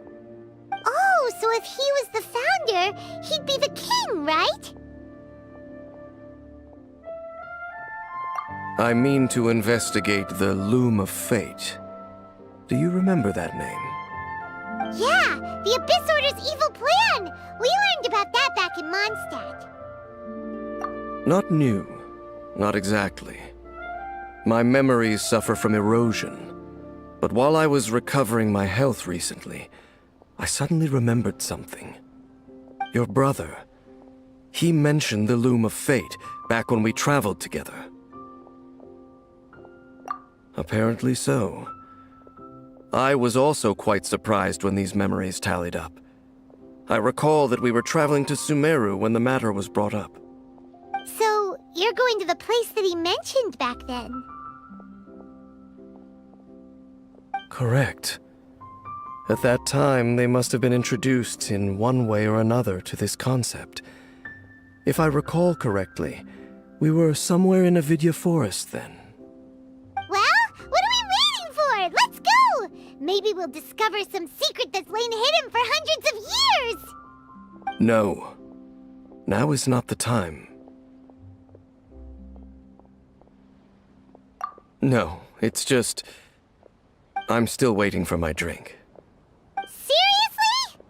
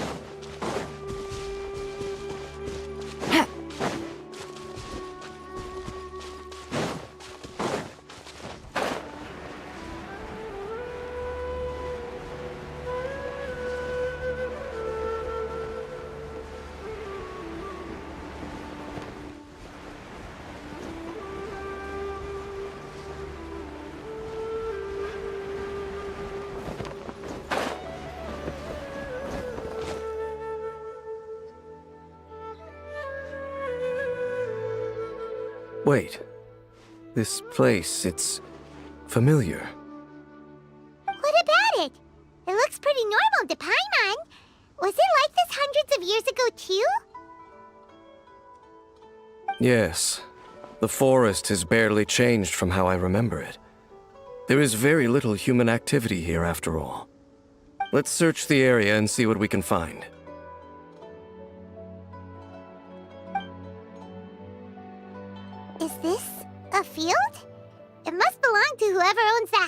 over there. But it looks like it's been abandoned for a long time. You could be forgiven for thinking nothing was ever grown here. Or, wait, maybe nothing ever was grown here. It's an extinguished bonfire. Forest rangers, perhaps? Looks like it's been ages since it was last lit. And clearly they put it out carefully to prevent a forest fire, too. That's responsible. Nothing else stands out in this area. All that's left is that building. Come on. Wait, we're just gonna go barging in? What if someone's home? Unlikely. There are no signs of life in this area. We should be able to enter without incident. If you say so. Well, you lead the way then, Dane.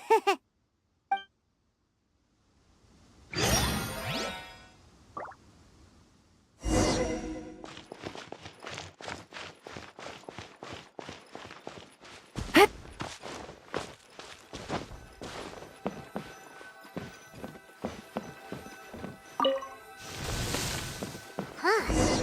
So there really isn't anyone home. Ugh, this place is so dusty. Paimon bets no one's lived here in years.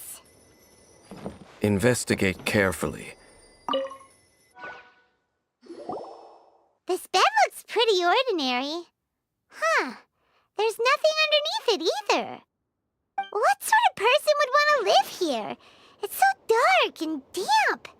Can't be all that comfortable.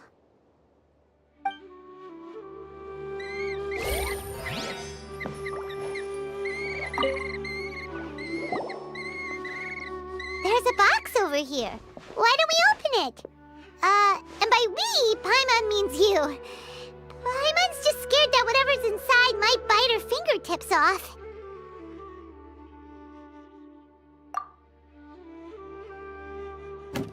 Huh? This is a mirror. It's broken, too. Was this a makeup box? That's kinda disappointing. Paimon was hoping we'd uncover some super big secret, especially after Dane talked this place up.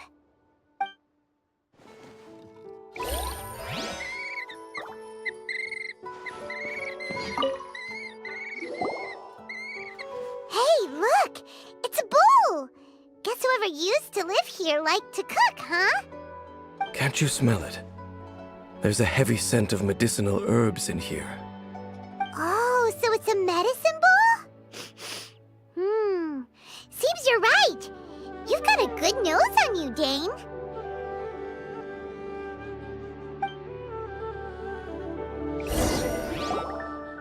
Doesn't look like there's anything else worth our attention here. You sure we're in the right place, Dane?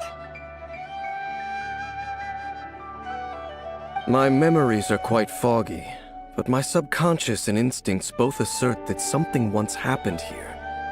But we'll exhaust ourselves if we search aimlessly. I hear noises outside. Let's go and check. Noises? Is it... It's not much. Just some minor adversaries.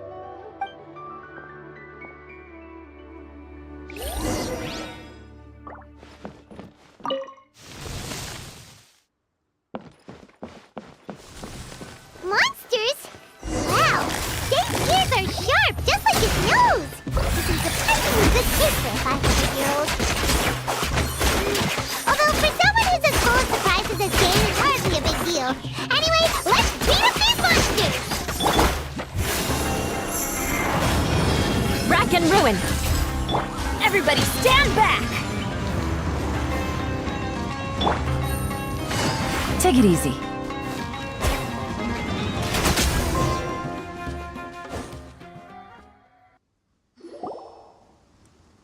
I doubt that the appearance of those monsters was wholly random. There must be something nearby that attracted them. A ley line anomaly, perhaps. But it seems to be more than that. Okay. I'll go slightly further out to investigate any issues with the nearby ley lines. I might be a while. You should wait for me here. You're going alone? You better not be trying to keep some secret from us. Your suspicions are as banal as they are unwarranted.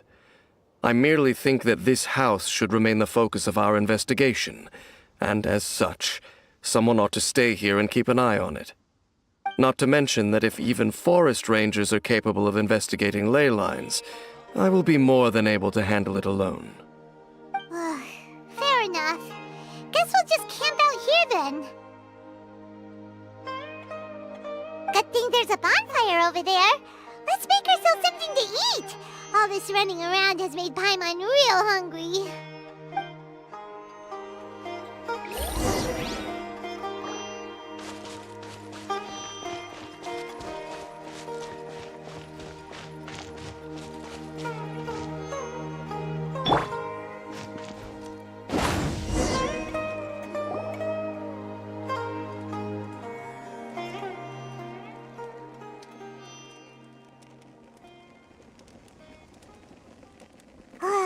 Your cooking is as good as ever. Even if there was no other reason, the food alone would be enough for Paimon to stick with you. Changing the subject, Dane's taking forever. He said that there might be an issue with the nearby ley lines. How bad do you think it could be? We came together, but now it's back to just being the two of us again. You know, now that Paimon mentions it, we really have spent lots and lots of time together, haven't we? So, don't take this the wrong way or anything, but, do you ever get tired of Paimon being around? Oh, you stop it! Now you're embarrassing Paimon. So, next question. Don't know if it's okay to ask this, but Paimon's curious. What was it like traveling with your brother? The stars? Wow.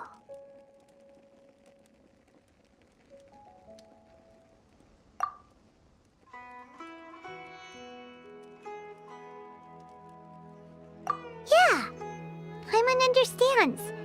Being separated without even knowing the reason why, it's just terrible.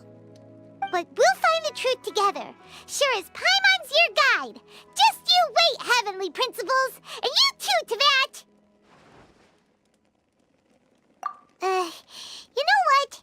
We've talked too long about this sad stuff. Let's talk about something happy instead, 'cause if you're sad, Paimon will be too. All right. It's getting dark, so why don't you rest? Paimon will take first watch. Don't worry, no monster's gonna come and eat you up. Oh, come on! Don't say that! Paimon just wants to look after you for once. Nighty-night. Go on, shoo! Off to sleep!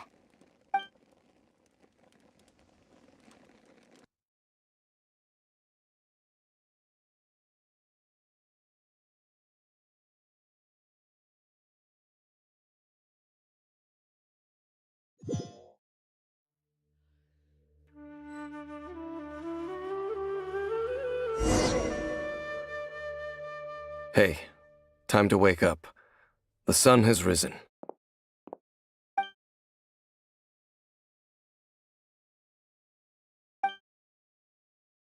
What a deep sleeper. You do know that we need to... Tear stains. You dreamed of your sibling last night, didn't you? All right. Rest here a bit longer then. I'll head into the forest to investigate.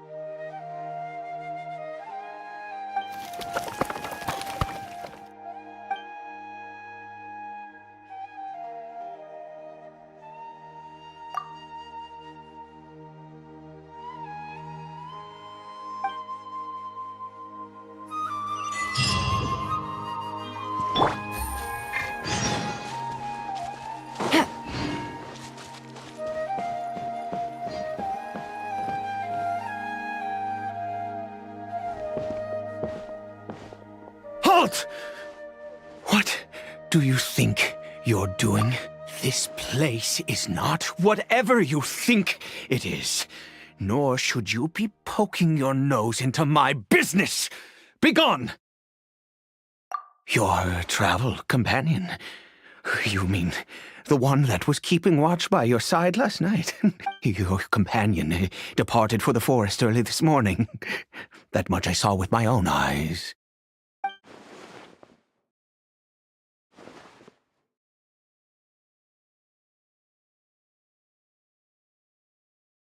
What business is that of yours, All you need to know is that I claimed this place first, and what I do here is none of your concern. Do I make myself quite clear? Leave!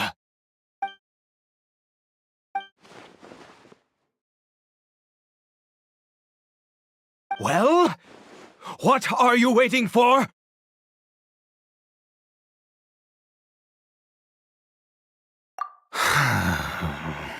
If you must, suit yourself. I've been observing you, and you don't look like a forest ranger, nor someone from the academia. Still, I'm warning you, no funny business. Promise me that, and you can do as you please. Okay, fine. Whatever. Just move aside. I'm heading in. You... Oh, go on then. Have it your way. I knew I wasn't going to be able to hide this anyway. Just come in. But no overreacting to anything you see in here, okay? You understand me? Come on then.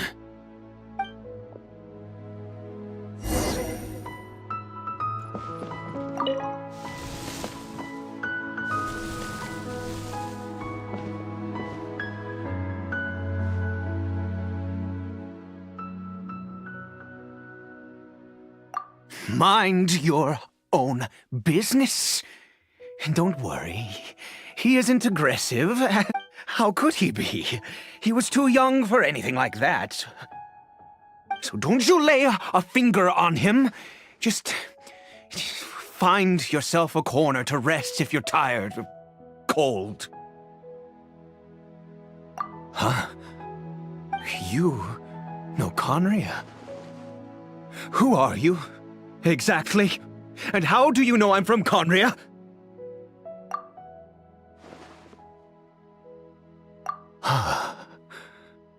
Do you worship a god, traveler?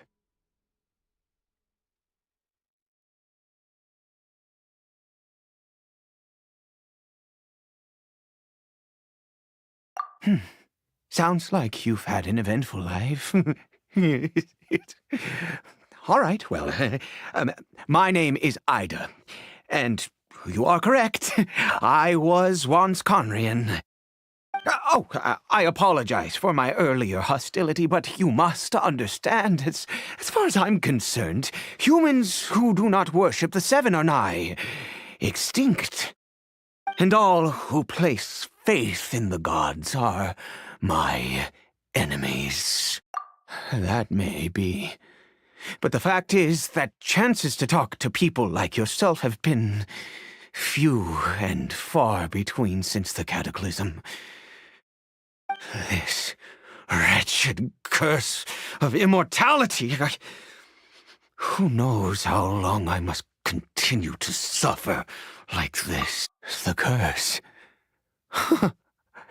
It was a little gift given to the people of Conria by those vile gods. We lost our home, our loved ones, everything. The agony of the cataclysm itself was already too much to bear, but then came the curse, robbing us any chance of release. All we can do is watch helplessly as our souls erode and our bodies decay.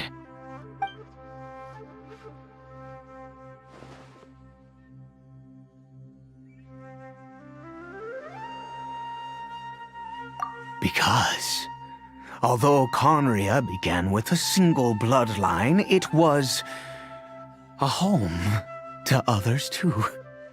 Any who forsook their gods and came to Conria were welcomed as our fellow citizens. When the cataclysm came, we pure-blood Conrians were declared the greater sinners. Upon us the gods placed the curse of immortality. But those whose ancestry belonged to the domains of other gods were punished with the curse of the wilderness as they fled, turning them into monsters. He is Kari Bear, my illegitimate son. How times have changed. I can say that out loud with no consequence now, but it was once a matter of unspeakable shame. I was a noble of Conria, by blood, but I resented the life that my family had arranged for me. Then, one day, I met a beautiful woman amongst the people. Her roots were in Mondstadt, but that mattered not to me. It was love at first sight. Kari Bear faced great hardship from the very moment of his birth, all due to my selfish desires, and I was never able to be there by his side for any of it. After all that, he turned into a hilly troll right before my very eyes. I always owed him much, and now at least I can finally be close to him. She was. We were separated. I do not wish to dwell on it. It could be worse. I suffer the pain of loss because I once had everything I could wish for. And now that I have lost almost everything, the little that remains I see with new clarity. If nothing else, at least I still have Kari Bear.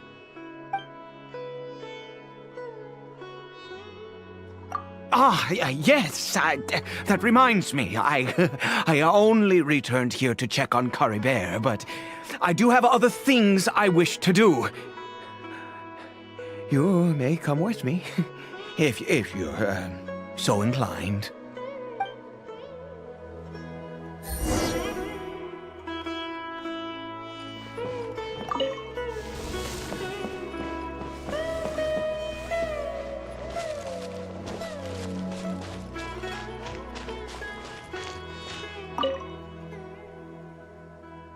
Over here.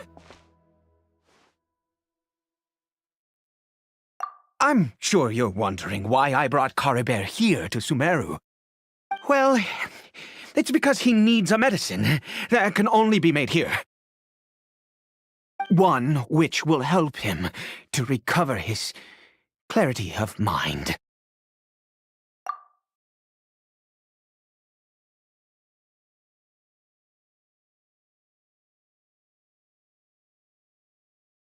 I do not hope to break the curse.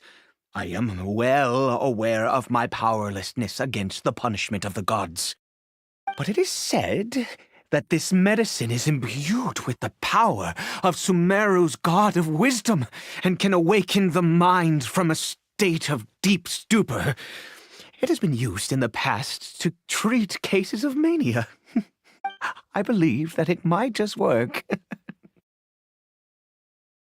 I read about it in a book. From the Royal Library of Conria. It was banned. I mean, since this medicine requires the power of the Seven to work. In my youth, I disliked the life of nobility and craved excitement. I was leafing through some forbidden text and happened upon it.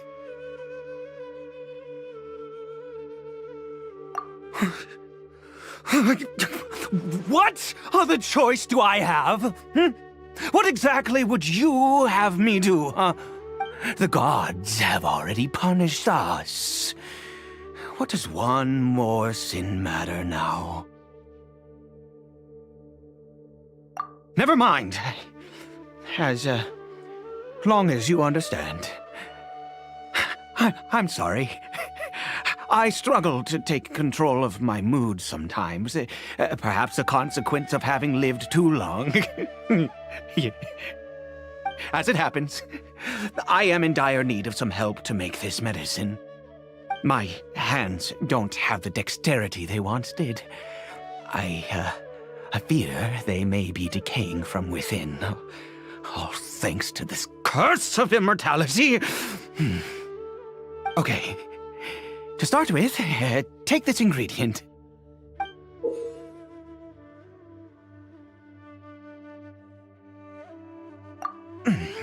Also, do you have any, of Sumeru's regional specialties on hand? I believe they're called Kalpalata lotuses and Sumeru roses.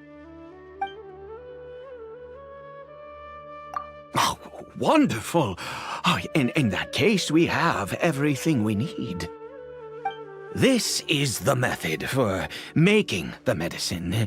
You just need to follow the steps.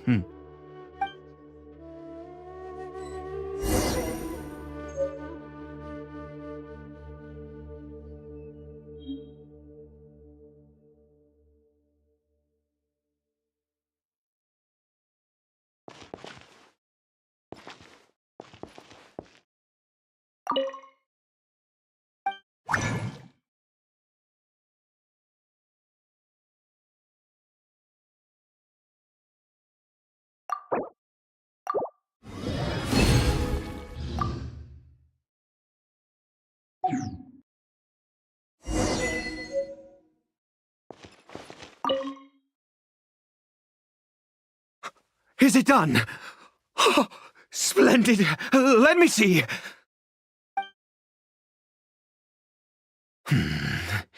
In all honesty, I do not know what the end product is supposed to look like. The banned book didn't feature any illustrations.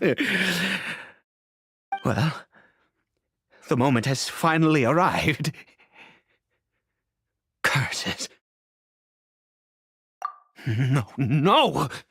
We need to perform one final step to complete the medicine. I said before that this medicine relies on the power of the God of Wisdom for its restorative effects. Which means we must pay a visit to a statue of the Seven.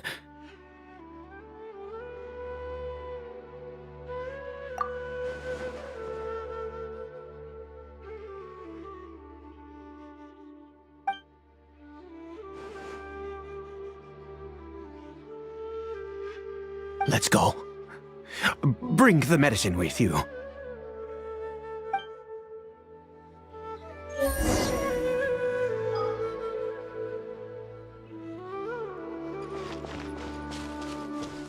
Take it easy.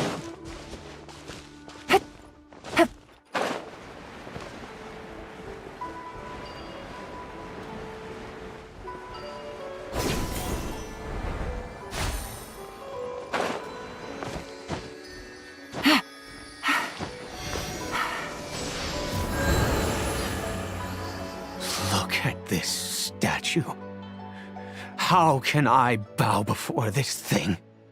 God of Wisdom! Look at me!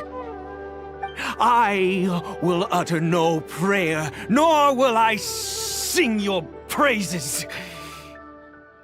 You and your kind destroyed my home, wrought unfathomable suffering on my compatriots, yet here I stand before you. You cannot mock me more than fate itself already has. God of Wisdom, I seek not to disavow myself of the sinful blood that flows through my veins. I wish only to beseech you to have pity upon a young and unfortunate soul. My son, Caribert. He was turned into a monster before he had the chance to witness anything beautiful in this world. This is no fate for a child. If everything the gods have done was in order to have the impious people of Conria bow their heads, then I bow to you now. I have given up all I ever stood for. All I ask is for a tiny miracle. For Caribert to see this world once more. Please, God! I beg of you.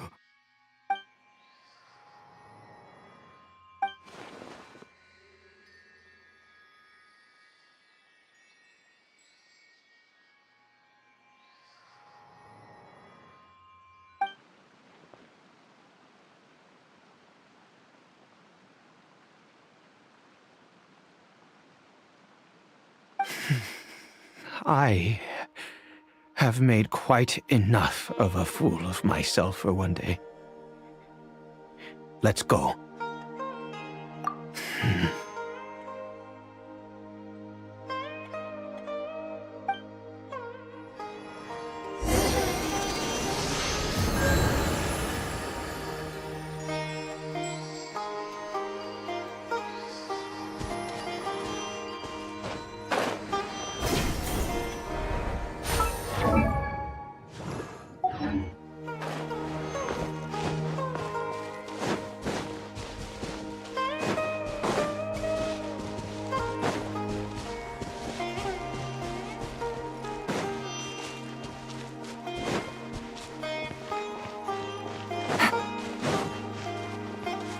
Take it easy.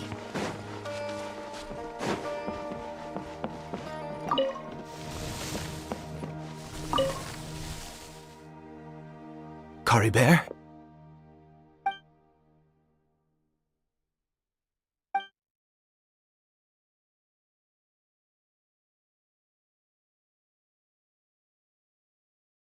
Well, we've prepared the medicine.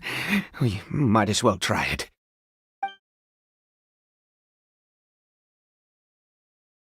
Caribert, it's me. It's your father. Caribert. Caribert, please say something. I'm sorry I couldn't be at your side when you were born. And that I failed to reach you and Mama in time when you both were suffering. But I'm here now. Papa's been by your side all these years. I've never left you, not once. Are you still angry with me, Caribert? I know you're awake now. Do you not want to talk to me? I'm so sorry, Caribert. Forgive me. Please, say something, anything. Please. Please. Oh, gods above! What more do you want from me? You took everything from here, and I still bowed to you. I'd give you my very life if only you cared to take it. But you won't even let me die. I knew it. I should never have trusted anything that had to do with the gods. I was just deluding myself. The gods of this world have never stood with humanity, not even for a moment. Other reasons. What do you mean? Huh. You really think so? Give up? No, never. And yes, you're right. I cannot let myself wallow in despair. Even if I must stay here with him for 50 years, 100? What difference does it make? I do not lack for time.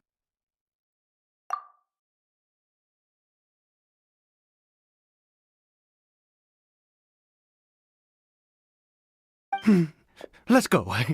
We'll make another dose. The most crucial ingredient in this medicine is the unusual mushroom, which makes things complicated, but not impossible. I grow them in that field. The details don't matter, right? Curb your curiosity and just do as I instruct. If you truly wish to help me, that is how you can do it. There is a waterfall near the statue I prayed at. I need you to collect some water from there around 2 in the afternoon. I'll be here watching Curry Bear. Once you're back, I will make some fertilizer for the mushrooms. Good. Then please head over when the time comes.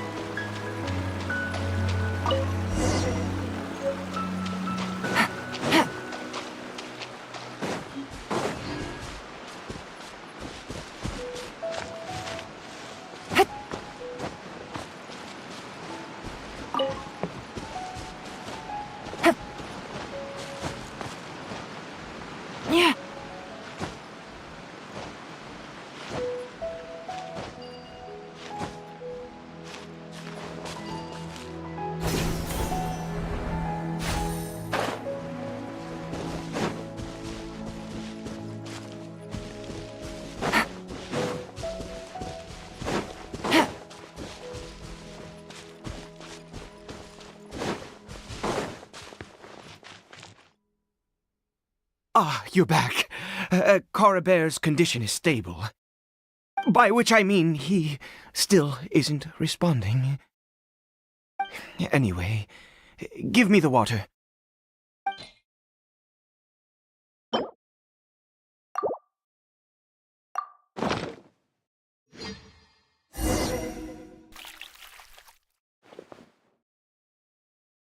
I need you to stand guard here for a while. Whatever you do, don't let any forest rangers approach the house. Understand? Ah, good. I'll be back soon. The fertilizer won't take but a moment to make.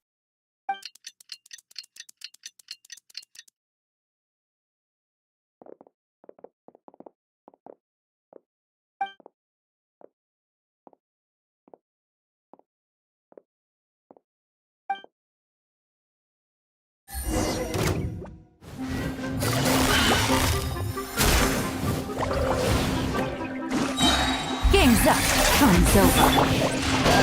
Cross over!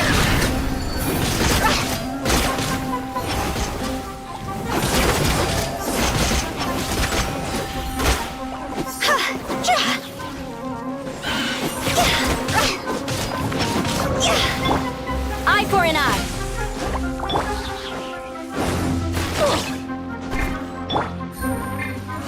Busted.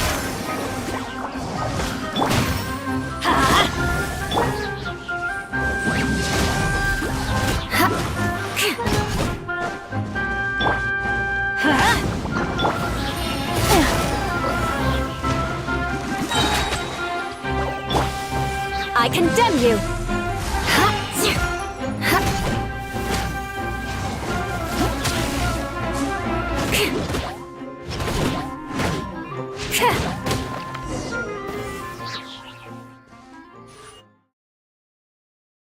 What happened? Was it monsters? Oh, thank goodness you were here. I couldn't have taken them on all by myself. I'd have to hide and wait until they were gone. Oh, yes, I've got the fertilizer. The effects can take some time to kick in, so let's get on with it.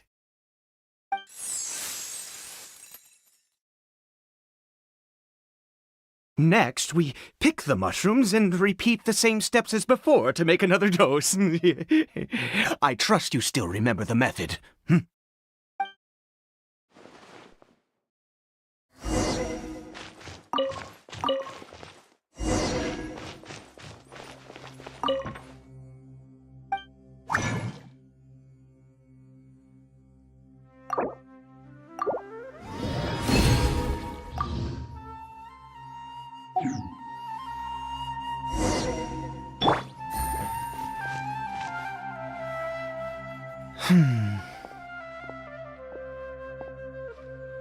Oh, sorry.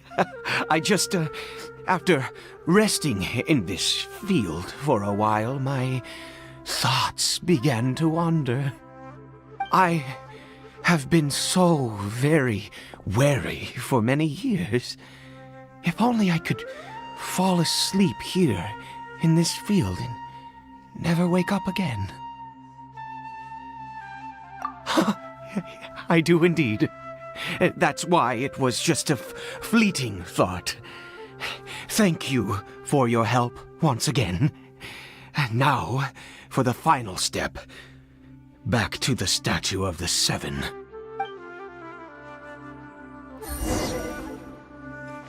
Take it easy.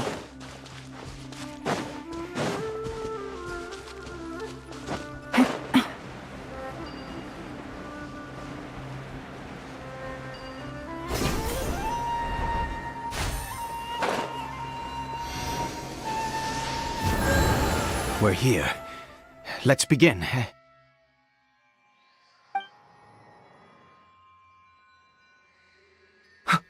Wait a moment. Hey, what was that? Cory Bear!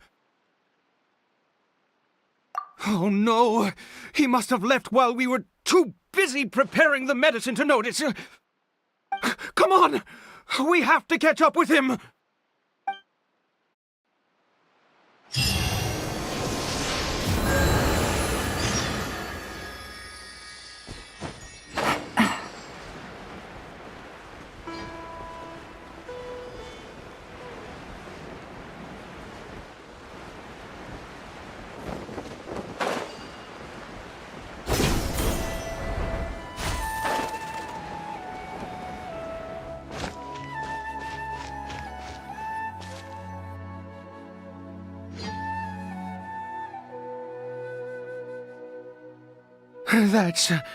That's not Cory Bear. Right. Cory Bear's scarf was a gift I once gave to his mother. I use it now as a marker of sorts. My eyes must be going. How could I not recognize my own son? Yes. It doesn't seem interested in us in the least. It seems intent on walking in that direction. Where could it be going? Yes. The more we know about Hilly Churls, the better.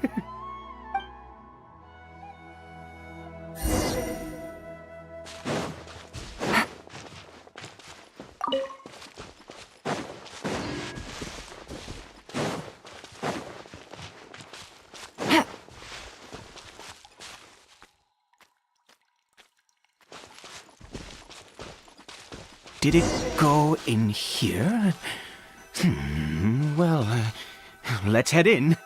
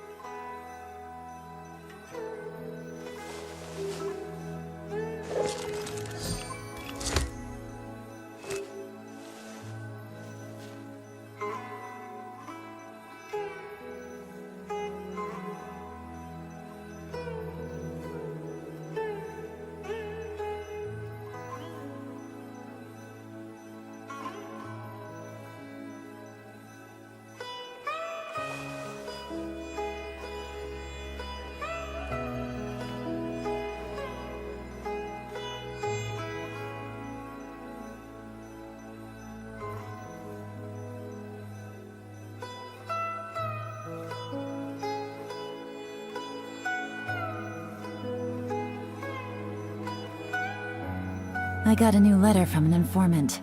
Looks like the situation has changed again.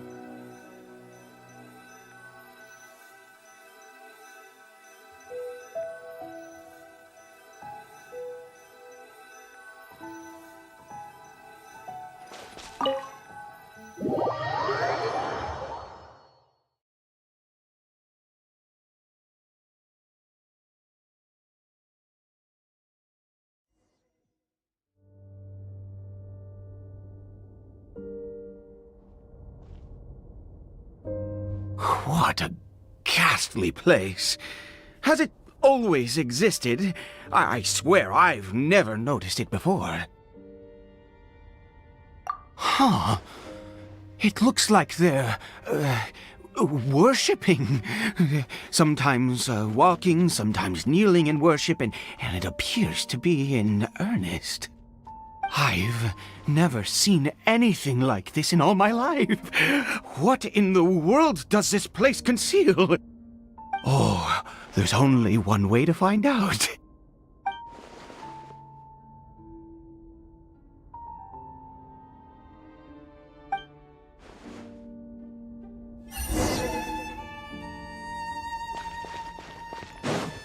Take it easy.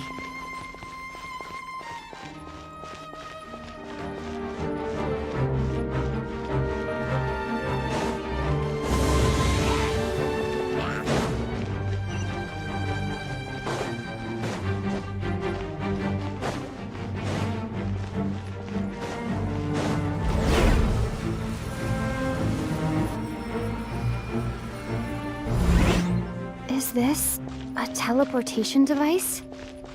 What energy is powering it?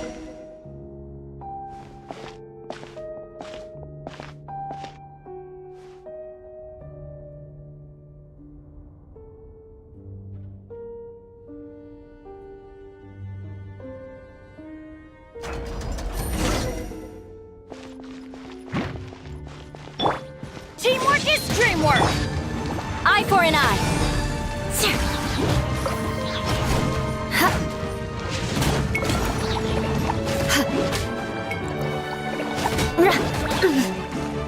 I condemn you!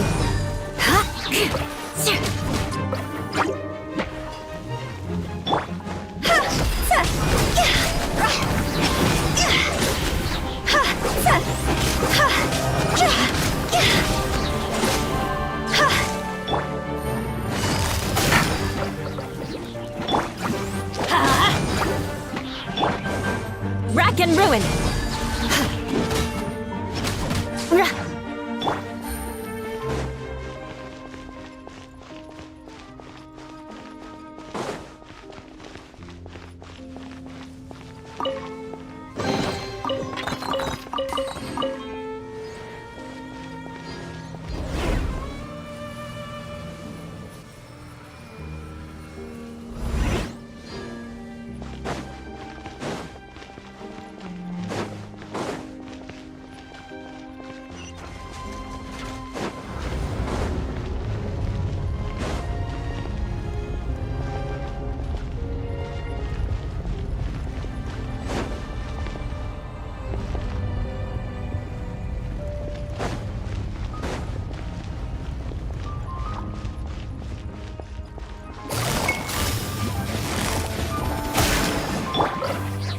Freeze to the core!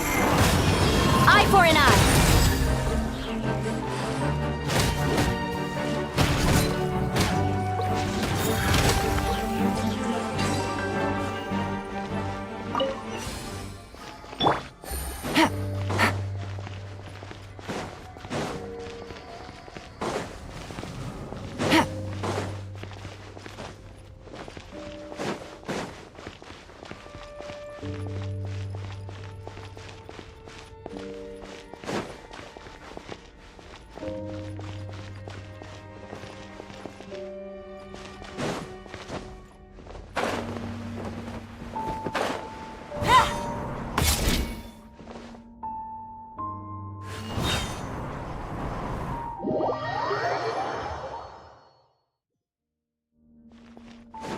Take it easy.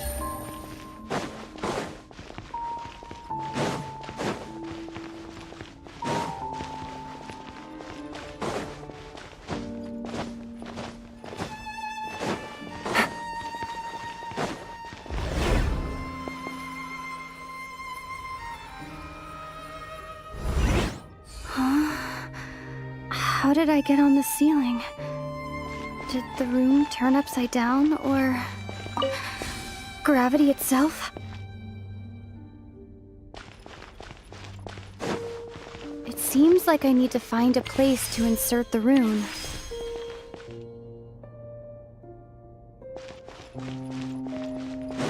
Take it easy.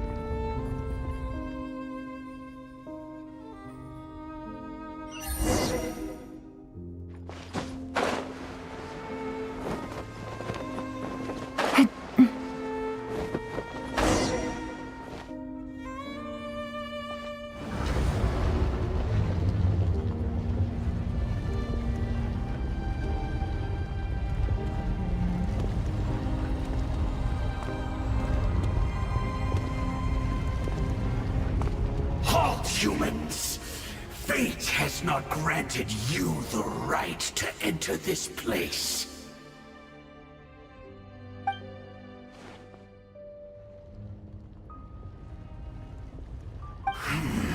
Do you insist on an audience? Very well.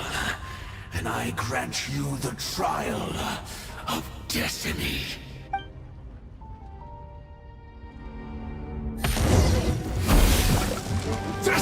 Quietly now. Huh? That's gonna hurt in the morning. Let's light it up! Busted. Shudder.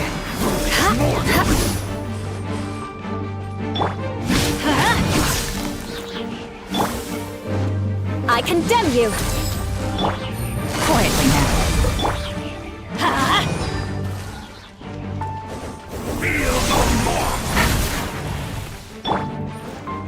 Rack and ruin!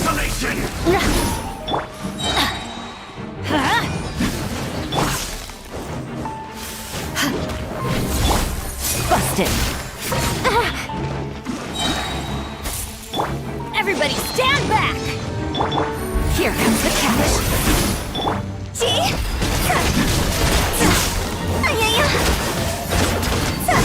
Cold suffering!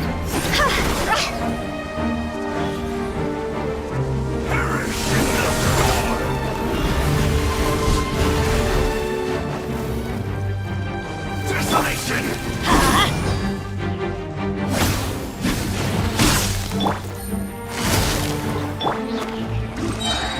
Taste and see!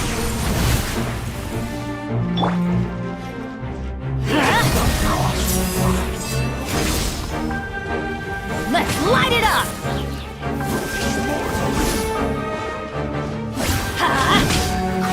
Conquers all! Quietly now. Take it easy. No! Let's light it up! Winter is nigh. Busted! Desolation! I'm going in! Game's up. Time's over. And devour! Time to go!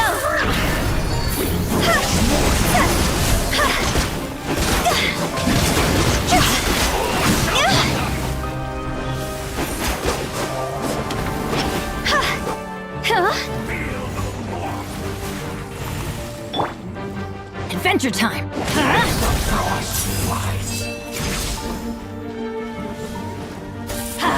Desolation!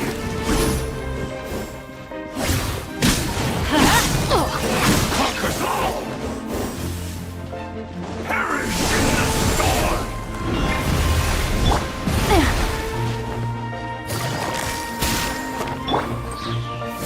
Mortals! Who was that? He was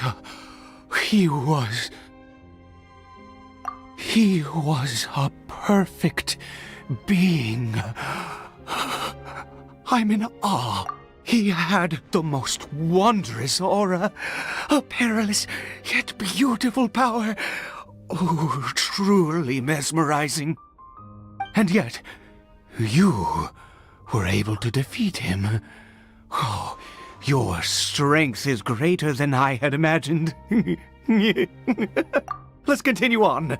I find myself growing more curious by the second and more excited.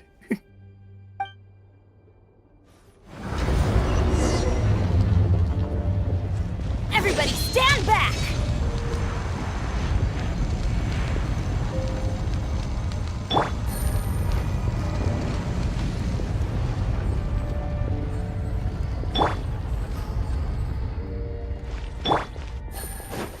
Take it easy.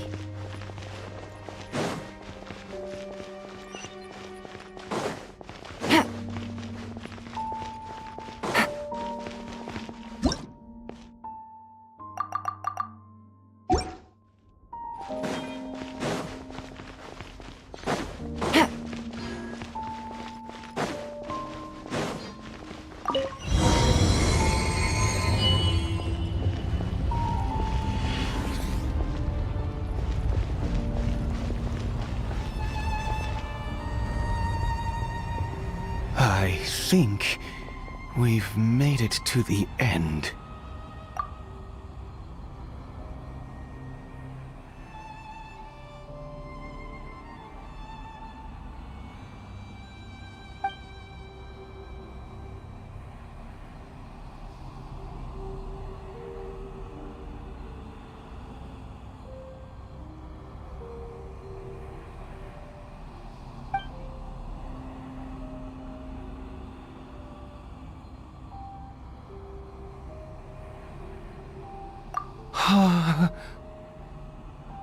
Oh, dear creature, why do you bow down? For fear of the unknown? Or for a power that you covet?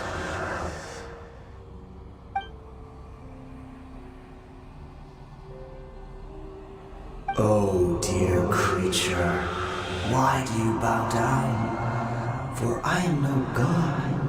I am but a sinner. You are like a flower, born in sin, yet pure, spotless. I know your fate well.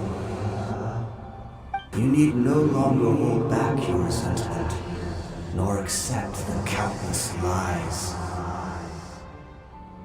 Go forth, become a transcendent one. Rise beyond the fate bestowed upon you.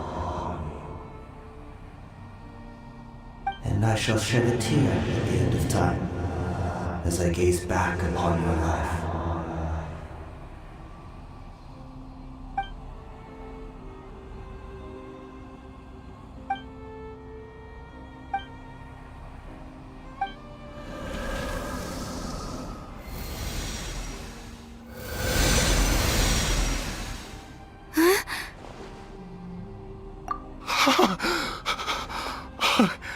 What just happened?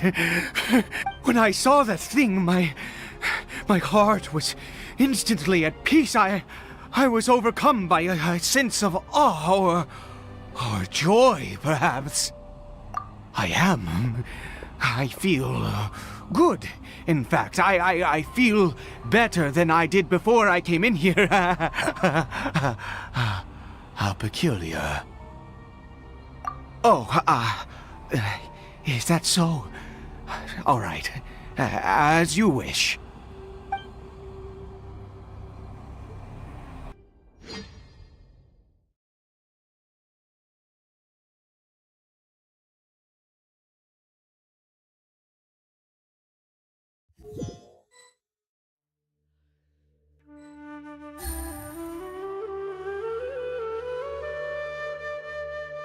Cory Bear! Oh, thank goodness! He's still okay! I have a strange feeling that what just happened was meant to be. For this to happen, right at the moment when I was dreading worshipping at a statue of the Seven, it's as if fate was calling to me. You say that I bowed before that thing, so perhaps it might be just as effective. I have to try. No matter what, you said it yourself. I have to exhaust all options.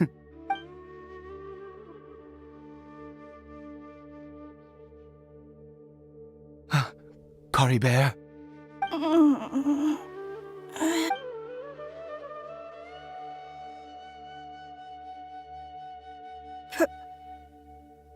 Papa? Cory Bear? Oh, my goodness, it worked! It's a miracle! Oh, Cory Bear, my dear son! You see? It worked! Cory Bear can speak again! Where's Mama? Mama is... Cory Bear, look at me. Do you know who I am? Of course. Your Papa. Yes! Salvation! Sweet salvation! Yes, yes! This is what this feeling is. How do you feel, Cory Bear? Are you fully awake now? Yes. It feels like I just woke up from a long, long sleep. I dreamed that I was hiding in a little room. I didn't dare go out the whole time, and I didn't want to either. Wait. My body! What happened to me? Is this me? Papa? Don't panic, son. It's just... While you were sleeping, we went into a fairy tale world. There's no more Conria here. No more home. But... Do you know what that means? No more red sky. No more end of the world. In this world, you have to be a little monster, but you get to stay with Papa forever. Am I... No, of course not. Look, Cory Bear, you still have Mama's scarf on your arm. That means she's watching over you, protecting you. So how... Really? Yes, really. You've only just woken up, and this must all be very confusing for you. Just rest here for now. Oh, and, you have to promise me something. Never take off your mask. Understand? Whatever happens, you mustn't take it off. Okay, Papa. I won't. Not since that day have I been so glad as I am now. I can't believe this is really happening. I knew that placing my hope in the Seven was a waste of time. I even worshipped at one of their statues like a common fool. Never before have I humiliated myself like that. Once a murderer, always a murderer. I was naive to think that the gods who conspired against us would ever offer redemption. But the god we saw in that cave... Now, that was a truly mighty god. Nothing like one of the Seven.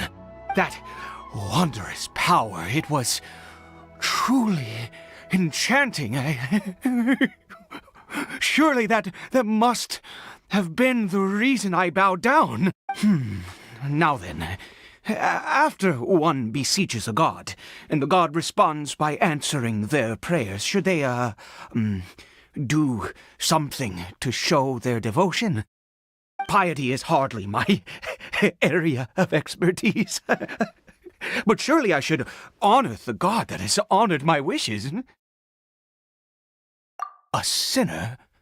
Oh, don't be absurd. You don't know a single thing about him. How dare you utter such blasphemy? You and I have both witnessed his divine power. When has the Seven worked a miracle like this before?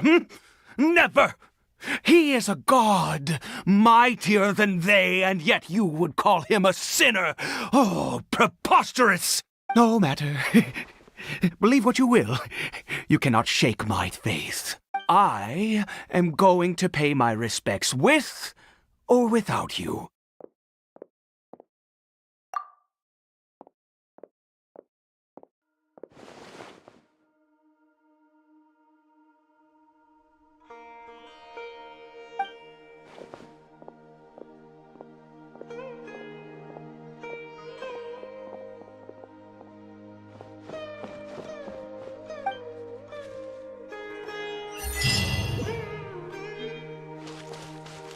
Take it easy.